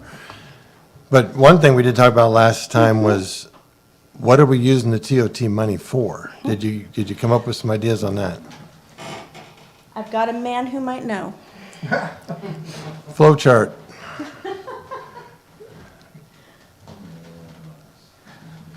Yeah, so I did confirm that currently all of the TOT revenues are being basically applied towards general fund purposes. This has been practiced with the town basically post-2008, so this has been incorporated into the budget that way since about 2009. Right. The last time that any revenues were really allocated towards another agency outside of the town was about 2007 or so, where we previously allocated about 60% of total TOT to promote tourism within the town. So. But since 2009, that has been applied towards general fund purposes. And that's true. We were under the gun needing money, and there was a little rift between the chamber and the town. I don't know what happened. I wasn't a part of it then, but I'm talking to the council, I would like to see that money be used for tourism. If we're taking it from tourism, I think it needs to be used towards tourism, whether it's the museum, chamber, I don't know. I don't know what it would go towards. We can talk about that, but to me, I don't think it's appropriate to take it just to stick it in the general fund. So I have a question. Have you been able to do any type of an estimates as to what the revenue would be that would come into the town from the TOT? Through this. Is that the question? Correct. Oh. Yeah. So at this point, for the units that are out there, we don't have any data as to how often they're being rented to know how to project that. Or if they're even getting picked up versus just being offered. Yeah, so currently, I think, Ross, you mentioned there was only 2 reporting agencies for TOT. So it means that the other 22, or the units that are being rented at this point, are not paying that TOT. Including Feather King. I believe so at this point in time.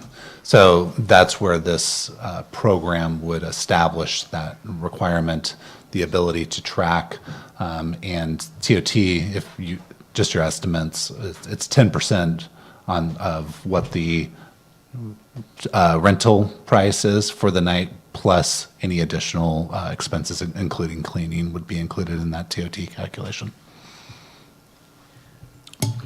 What I remember from 2008, we did a lot of things because we were broke, or we were, money was tight. That's when we closed town hall, so staff could have time to do work. But back then, when we gave 50% of the TOT money away, we gave it to the Chamber, Theater on the Ridge, Gold Nugget Museum, and Paradise Performing Arts Center. And, that money went away in 2008 and 9. I totally agree with Greg as far as, and I would absolutely recuse myself since I work with PPRC, but, Paradise Performing Arts, but it just makes sense that if we're gonna, but I think we need to do this program, and I think we need to regulate it somehow. I was kind of going with, if we buy the software, which gives us all this data, takes it out of the staff's hands having to do it. Can we build like some kind of like when you said a one-time annual use permit or whatever that stays with the property forever? And then there's the fire inspection annually. I mean, can we prorate that or something to where we can collect that, make that part of the fee to conduct that kind of a business in this town? That software tracking, like, Oh, I see. I mean, it's not a lot of money, but I mean, can't we just build some of that in as part of the overhead?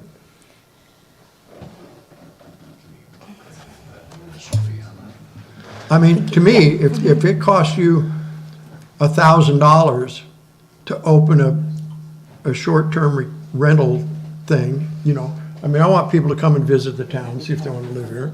And we got a lot of workers that need to, but they're going to rent longer term generally. Maybe that's part of the deterrent value. It's just not that easy to pitch a tent or to buy a spec home, right, or buy a lot for $30,000, $40,000, throw a little modular unit on it and turn it into a short-term rental thing as a business, I don't know, I'm just, I like your idea. But I don't think you can charge more for one entity than you can another, right? You have to be That's correct. consistent. Yeah, a TOT has to be either a flat fee. no, I don't mean the TOT. I mean, the cost to have that permitted use. Like The all, fire inspection, the cost. Oh, you're talking about the cost of the either you the get permit a or permit to the. have one of these, to Yeah. operate this. technology fee, basically. The stuff. Yeah. Another couple $100. Yeah, I would have to do some research on it. I have some Go to the questions. list, I have some questions as to whether that would pass scrutiny, because what you're doing at that point is it's called viewpoint discrimination. You're saying, we like this, we don't like that, we're charging you more because we don't like that. No, the nature of the business requires tracking, in other words, it's gonna cost our staff all kinds of time to do that, or we buy the software annually. And so if you wanna establish that kind of a business in this town, that rental, then that's a technology charge, because We have it a has to be fee to tracked. cover our costs, Yeah. including the fire inspection and the software. So if that were applicable on all of the short-term rental units, then it would be fine, as long as it was applicable to all of them. That would include hotels and. And if we chose to give the TOT monies to whatever, for museum or whatever, we could take out our cost first before we Yeah, distribute that certainly money you can out. do that, yes. Okay, that's another way. But I'm just looking about, I don't, this is not really an industry I'd like to encourage in town. I mean, it's okay, but I've just heard some horror stories from where it's being done in other places. Me too. And we're close to a college town. It's no problem for them kids to, hey, we can rent this house for $300 for the weekend. Boom, party, and place is Well, destroyed. and I agree. I mean, that can happen, but I think there also is an upside to it also. That can be very good for Paradise. And we can limit the number of, how many we can have. I think we just need to we need to remove some of those nuns, Absolutely.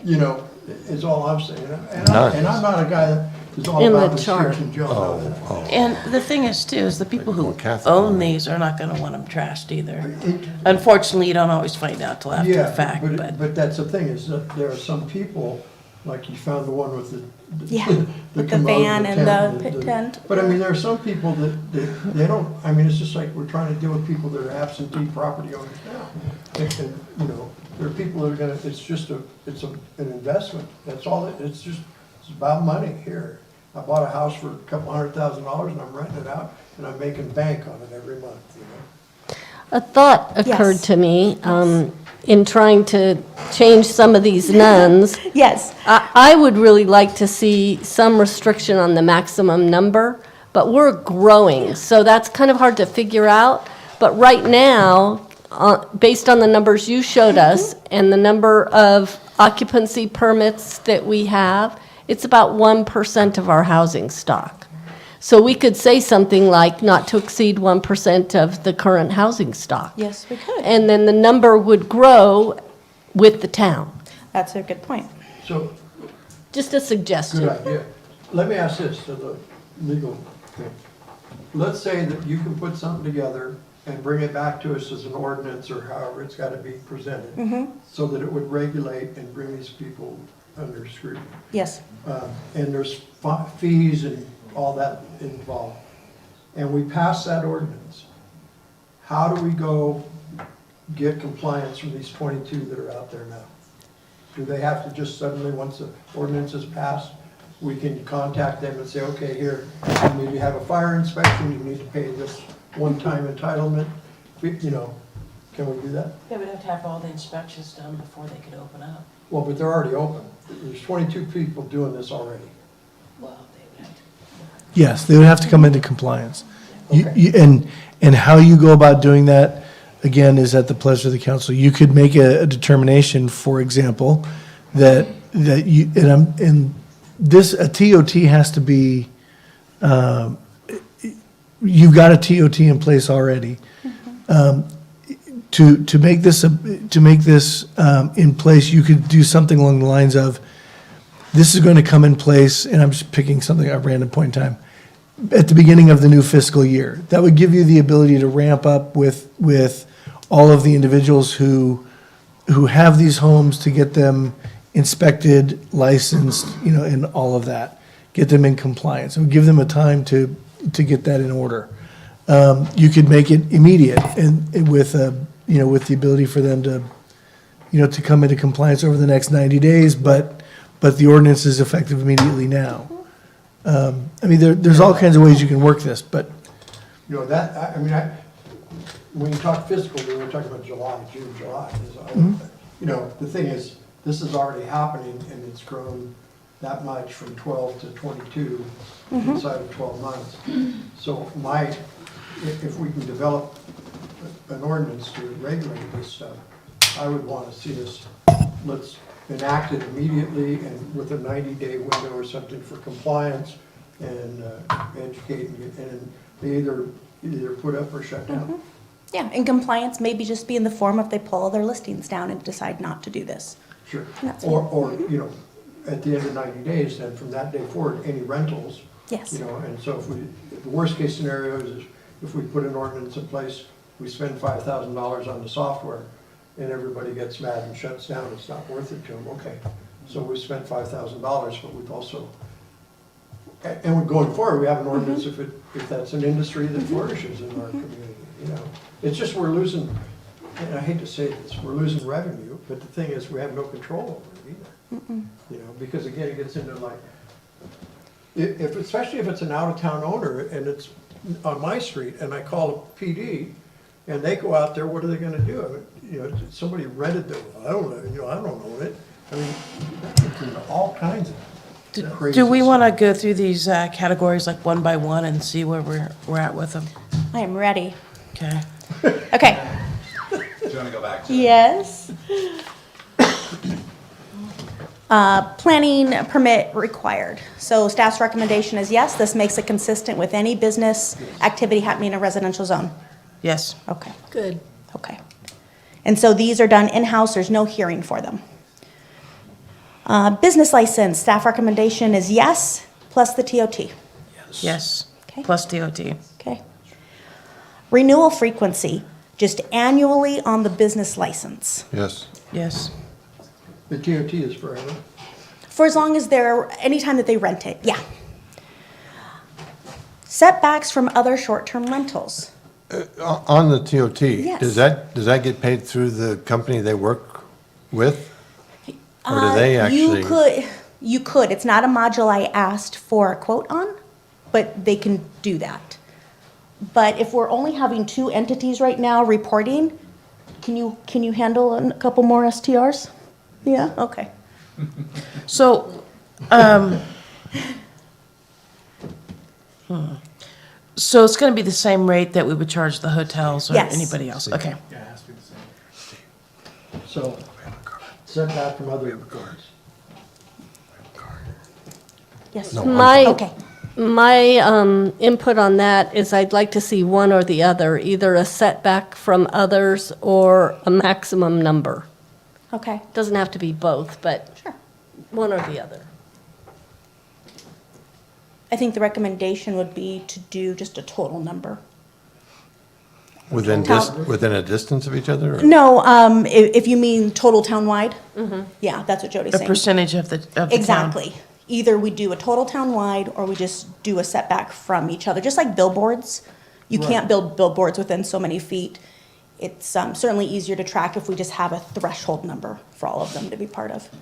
I think so too. Okay. What's the flavor, total number? To go with a total number threshold instead of a setback from others. 1% of the, That was Possibly. my suggestion. well, I mean, that might be something to start with. So how many would that give us currently? We are at 22. about 4,000 dwelling units right now. So 40. Mark, do you have 40 a- sites? Again, is it 40 sites or is it 40 units? So these permits would be issued for a site. For a site. Okay. Right. So Feather my Canyon thought would would be one be, site. correct, and they have one permit. Do we get TOT from the one at Feather Canyon? It's one of their conditions, but you only pay it quarterly? Yeah, so they may not have had enough time lapse yet to be due for a remittance if they haven't done one yet. The first one? Okay. Okay, so moving on. Okay. Thresholds for revocation, the staff recommendation is any violation is grounds, right? If it's, you left your garbage can out, okay, that's a warning. But if it's something very egregious, that your tenants Yeah, lit a no fire and violation. stuff burned down, well, Playing loud yeah. music. Yes. Well, Well, that's the next one, quiet hours, 10 PM to 7 AM, and, you know. so they have one tenant, one time, that plays his music So beyond 10 yeah. and we're gonna revoke their Revoke license. their license, right? It's a possibility, but every time you revoke a permit, even if we didn't hold a hearing to issue it, we have to hold a hearing to revoke it. And there is an appeal process to that. So the anticipation would be it'd be a serious offense. So I think we need to write that in or specify. And then Okay. what is a serious offense? A fire is probably a pretty serious offense. Yeah. I don't know if we want to, we don't want to define a serious event. No. Because that gets into minutia. Because But then on the other hand, we don't want, But what it says is any violation is using it. grounds for revocation. Yeah. So it's It doesn't mean you're going to. That's right. So that gives you a review process, right? Yes. And we can, within our ordinances and codes and stuff, we can work with that. Keeping in mind that if we have to take this to a hearing to revoke it to the planning commission, the expectation of staff is bringing them enough reasonable cause to revoke it. Right. so you're saying a revocation would have to go to the It has to go to planning hearing, yeah. commission? Okay. Quiet hours, I've got 10 PM to 7 AM, because that coincides with just normal residential quiet hours. It'd be odd if you had an ADU having separate hours than your primary. Yeah. Okay. Max number of occupants, we have just 2 per bedroom. It's also trying to be mindful of operating on septic systems. You're already potentially just doing more washing there with a higher turnover, more towels, more sheets, that kind of stuff, so just being mindful. Yep, it's not a But what if choice. it's a, It's not a choice with our septic system. how are you gonna, no, but how are you gonna know? I mean, what if it's a family comes in and rents a house? Well, when you rent them, they tell you how many people you can have. So it's mom and dad and 3 kids, you know, it's a 2-bedroom house, you know? Well, again, we need to put something down because again, septic systems are only made to handle so much usage. They might only have it 3 days out of the week too. We don't know that. They might do it 7 days out of the week, but you gotta have something there because of the fact we're in a different situation up here. Maximum number of rental rooms, so we have this at none right now, so that if you had a 1-bedroom or you had a 5-bedroom, if you wanted to make it a short-term rental, the availability's there. So the question to council is, do you want to cap essentially the size of the home, bedroom count that's eligible for this program? No. I would say no. No. Okay. Maximum number of rentals on lot, again, the most it can be in a residential zone is 2, a primary and an ADU.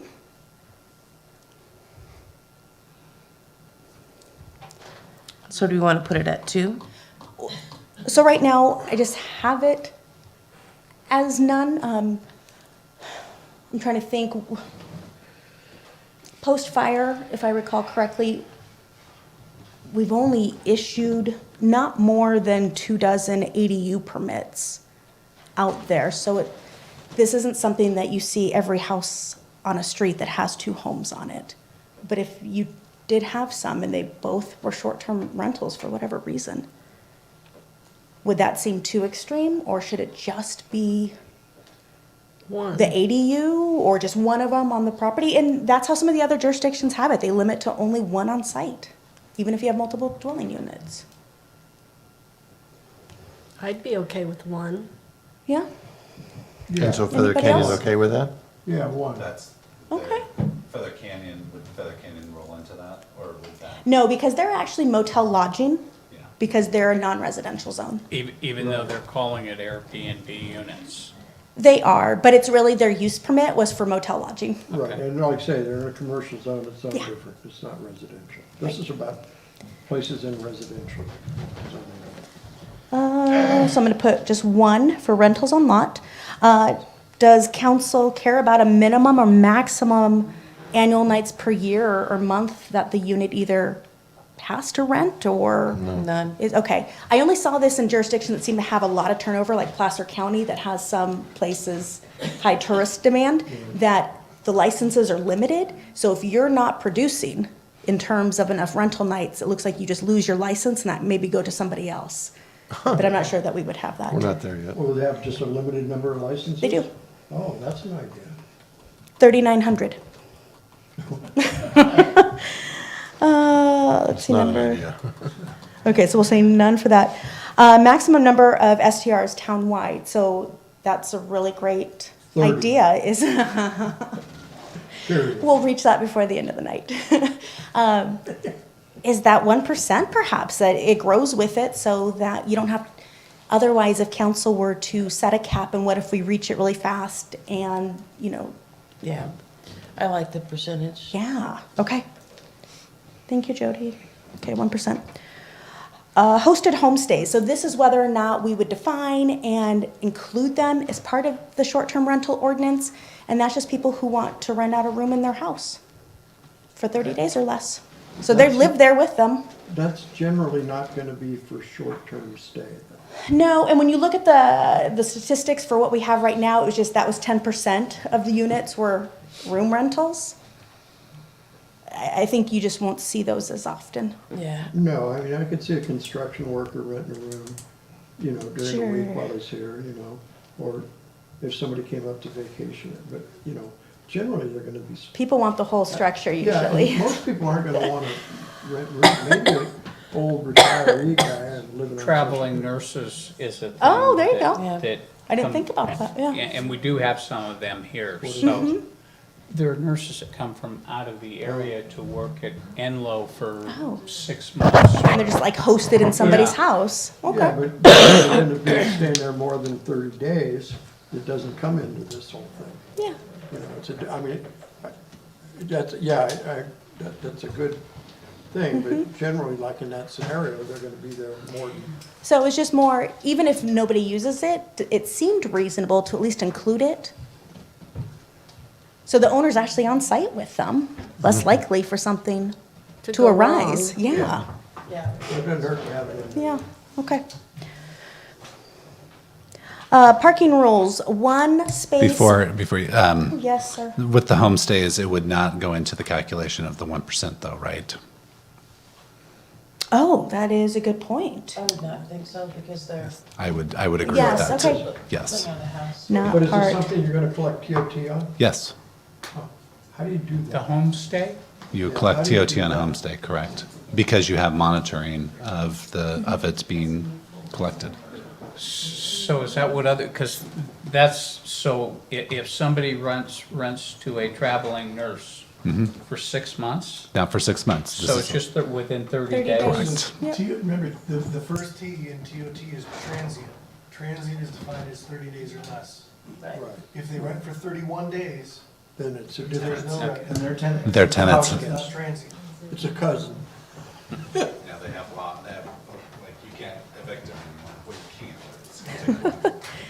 Parking, 1 space per bedroom. I think Just all parking on- has to be off-street. That's my thing. Oh, yeah, this would be all on-site, i.e. off the road. And it doesn't have to be covered, just show that you have the room for that many vehicles. Yeah, so people aren't parking on the streets. Sure.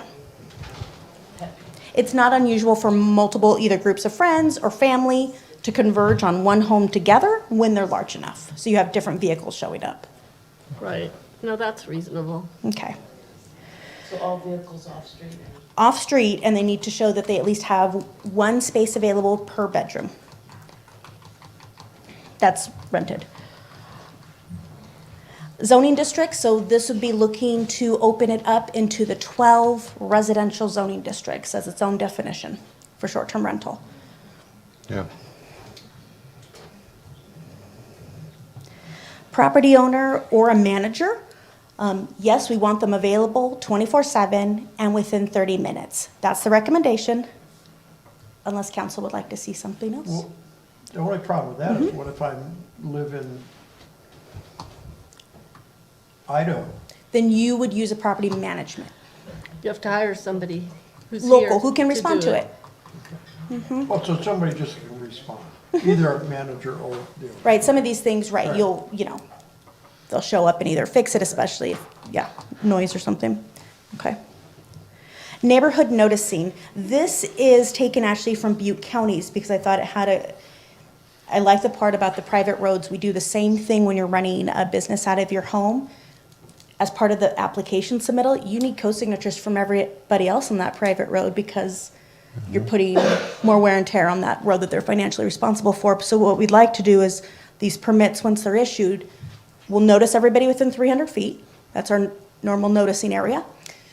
But if you're on a private road, we'll also notice everybody on the private road, even if it stretches beyond that, just so they know. Do they have any ability to protest and say they don't want it? Because it's going to bring a lot of traffic on their road that they have to fix. It seems like they should have some say.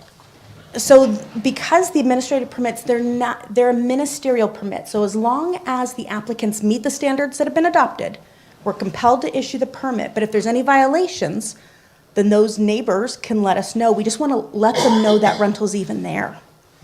Do we think that the neighbors of these 22 units even know those are short-term rentals? I'm not sure.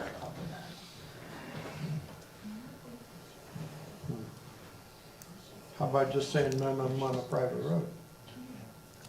Just doing half what? the town. That would Oh, be yeah. tough to do. So it's just saying that we're gonna notice them.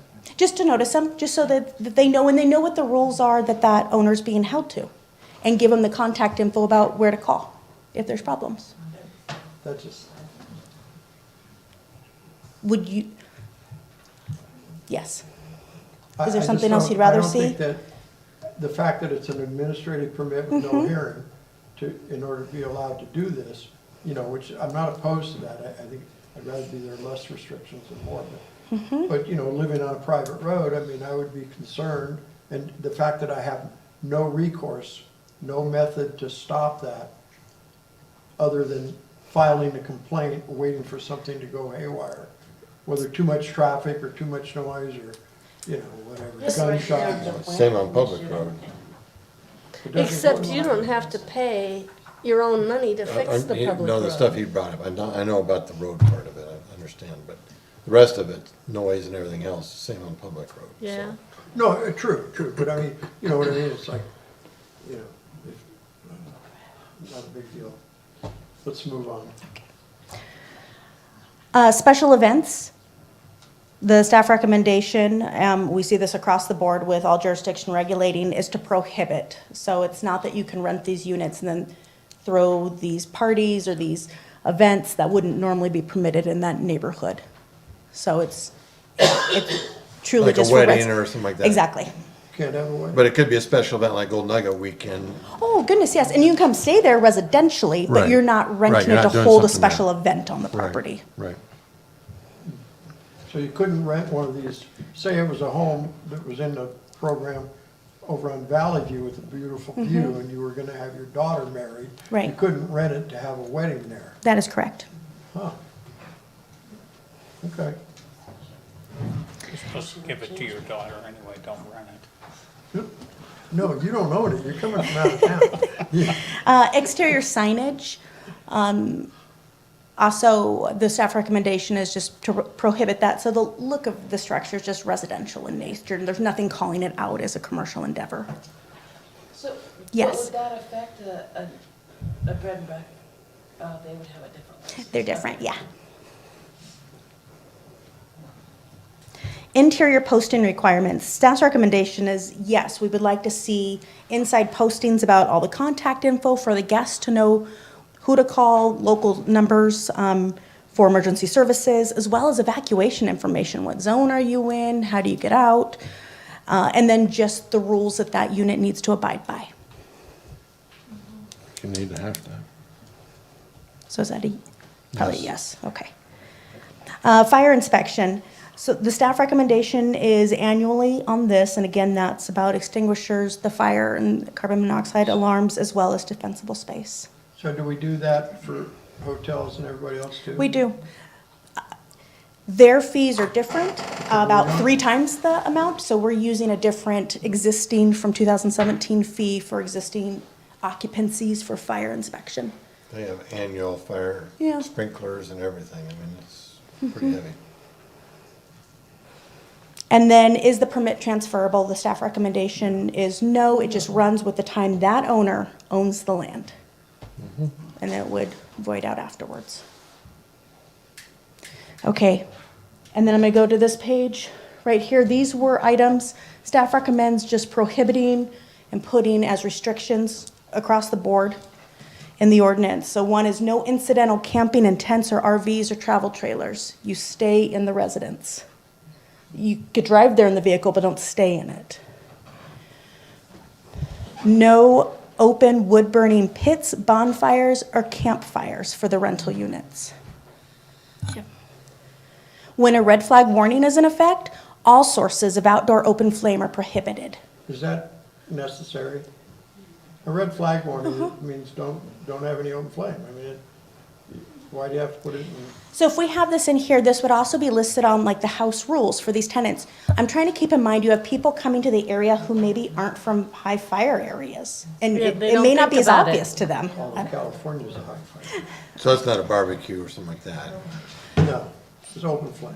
Right, open flame. Structures with deed restrictions or agreement restricting its use as affordable housing shall not be used for short-term rentals. As well as short-term rentals are not allowed in structures not constructed for residential occupancy under the California Building Code, and that's those sheds and garages I was mentioning. Often pool houses are unconditioned space, so most times those are also not available.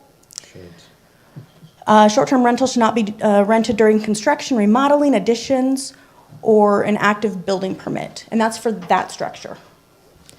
As well as like council consensus on the rental should not be rented with a failed septic inspection until all the required repairs are completed. So if there's any of those that any of the council takes exception to or would like to reword, I'm happy to take those notes.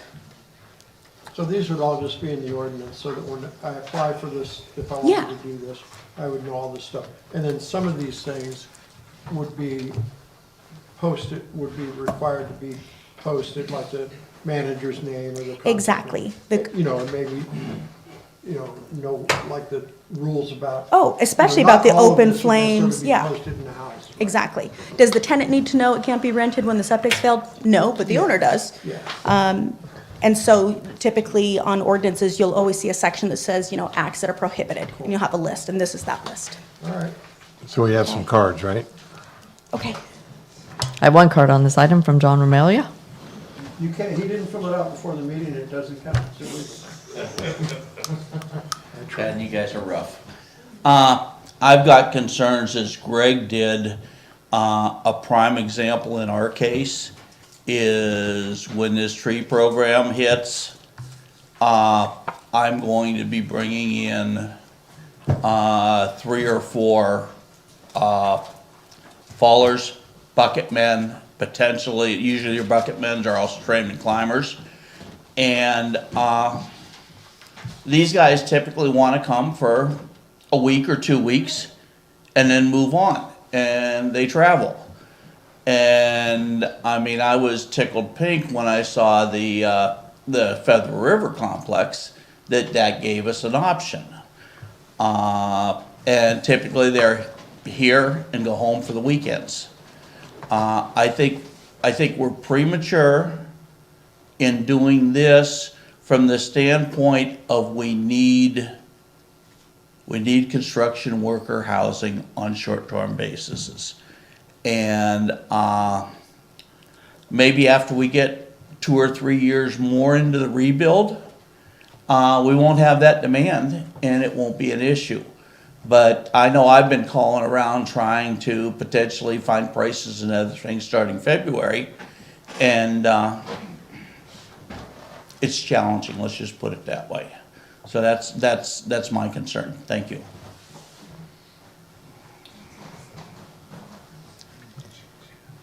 That was my last card.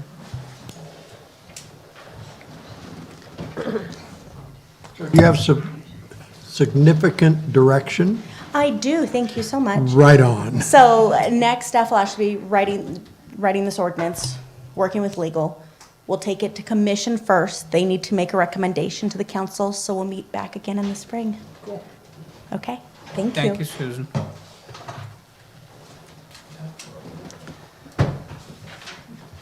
Okay, council-initiated items and reports. No initiated agenda items. Council reports on committee representation. Greg? No, actually, I failed to go to LAFCO. I apologize. Didn't make it there. My business, if you have a nice day and it's not raining, you gotta work. So I had to work that day. So I didn't make it. Jody? I went to several of the business committee meetings, and I also went to BCAG, which there wasn't really anything on the agenda. But a week from Wednesday, a week from this Wednesday, the next section of Highway 70 between Orville and Marysville will have a ribbon cutting. So it's about another 5-mile section that'll be open with 2 Sweet. lanes in each direction and the 2-way left turn lane in the middle. Sweet. You gonna stretch a ribbon across the highway and let the car break it? Or? No, they don't do that, but little by little, we're Great. getting there. It's nice. Oh, goody, all the Tesla owners now can go racing down Highway 70 at high speed. You're just jealous. So- I wouldn't hold one of those. So I attended the meetings with Jody, the business meetings. Those are really good. Colette's doing a really super job. And I really appreciate the people from the county and 3 Corps, is it? Or, yeah, they had some really great ideas and some really good input.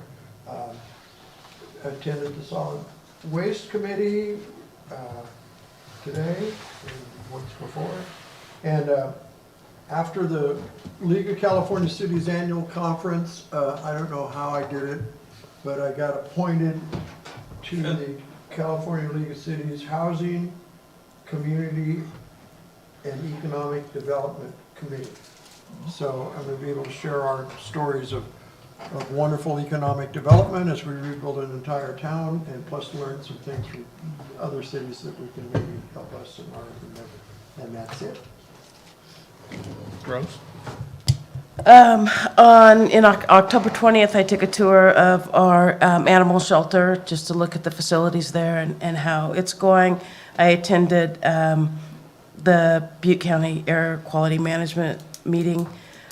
We did the solid waste meeting. We're looking at the possibility of having the household hazardous waste, hopefully maybe by the end of January, 1st of February, we can get that going. And then I've been trying to work on the 1383 food waste situation that we're in, that we have to handle our food waste. I know that there are dairies that have digesters in the area, so I started calling around to figure out if any of them would work for us. And through those contacts, we were able to contact the rendering plant here, North State Rendering. They currently have a digester that is working. Kevin and I took a tour of the facility on the 24th, and they have the ability and the capacity to take our food waste. So at least that part of it is a potential solution. We still have to figure out the procurement and the pickup and things like that, but at least I thought that was positive, so. Where are they located? Just, yeah. You smell them on the Oh, way very down. close. Yeah, so the animal part of it has been closed down for a couple years, but they have this incredible digester that has, I mean, Kevin will probably tell you more about, so I'll leave that for him, so. He doesn't digest.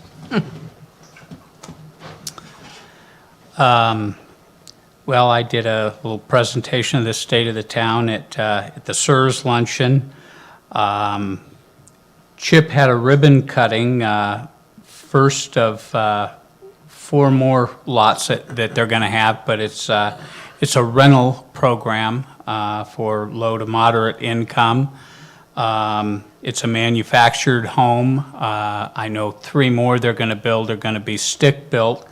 So those properties were owned by HUD, not HUD.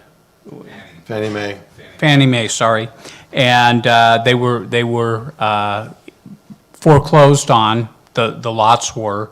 So Chip has acquired the lots and they're working on affordable housing.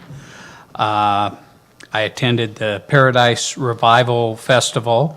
Had an interesting experience. I got to participate in the Concow Maido dancers, which was interesting. We have video? Actually, there is a video out there. Hopefully it doesn't surface. I attended the ribbon cutting at the Equilibrium Community Center. Was very well attended. Today I had a conversation with Adventist Health. There was supposed to be an announcement that they were looking to make tomorrow, which isn't going to happen. And they're telling me that doesn't mean that they're not working on coming back. It's they're still trying to work through legal issues with their PG&E settlement and also their insurance settlement. That being said, I'm going to jump ahead to future agenda items, and I would like to put on the future agenda items that we have a conversation about having a health committee, kind of like we do the waste committee, because I think it's imperative, and I want to strive to get a hospital, an emergency room back up here. And I think a committee like that would help. And so I'd like to put that on a future agenda item. I want to put a future agenda item, I want to bring back, whether it's a discussion or a plan, a proposed idea to reallocate the TOT money like we were doing back in 2007, essentially to promote tourism. So I want to have a conversation about it, develop a plan, so put that on the agenda. Any other? Anything else?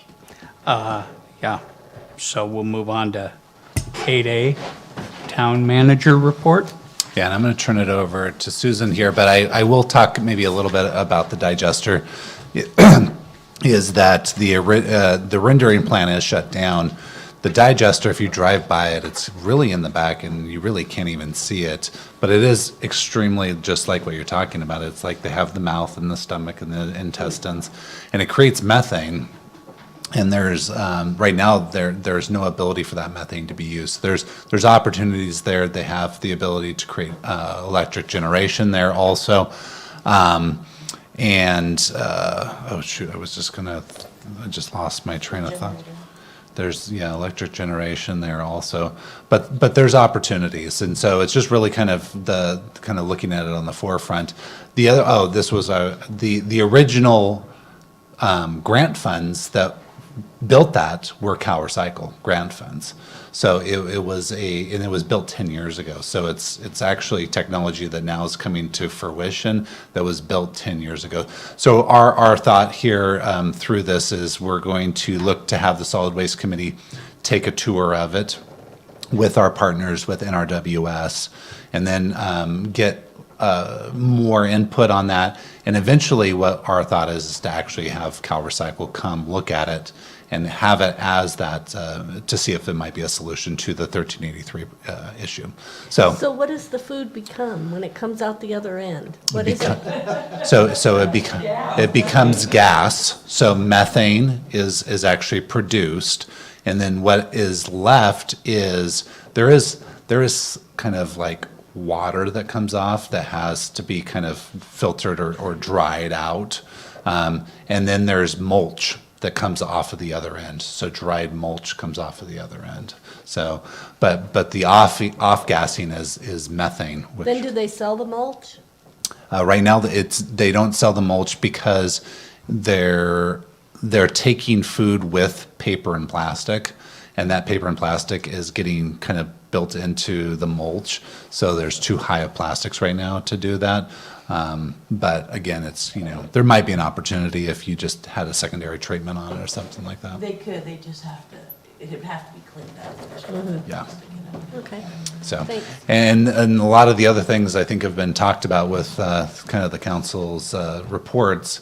So with that, I'm going to turn it over to Susan. Okay, just to give council an update on some development projects that we have in the hopper right now. Paradise Boutique Apartments, we kind of mentioned them, that's the other short-term rentals that are over at the retirement residence. They're looking to convert the rest of the empty care home rooms into market rate rentals, and that's 58 more units. So they'll be going to their public hearing in early December with the Planning Commission. We also have a new 20-unit affordable senior housing development. So these are a senior multifamily, not a care facility, on Pence Road that will be submitting for their septic review next week. When that's over, then they'll file for their Planning Commission hearing. There is a 43-unit affordable housing development on Maxwell that has been working with staff to have their submittals ready for permit by the end of this calendar year. Both of those projects are Yeah, it's a rebuild of condos, but they're going to merge all the airspace back together and just make them, apartments instead. Right where Central Park dead ends.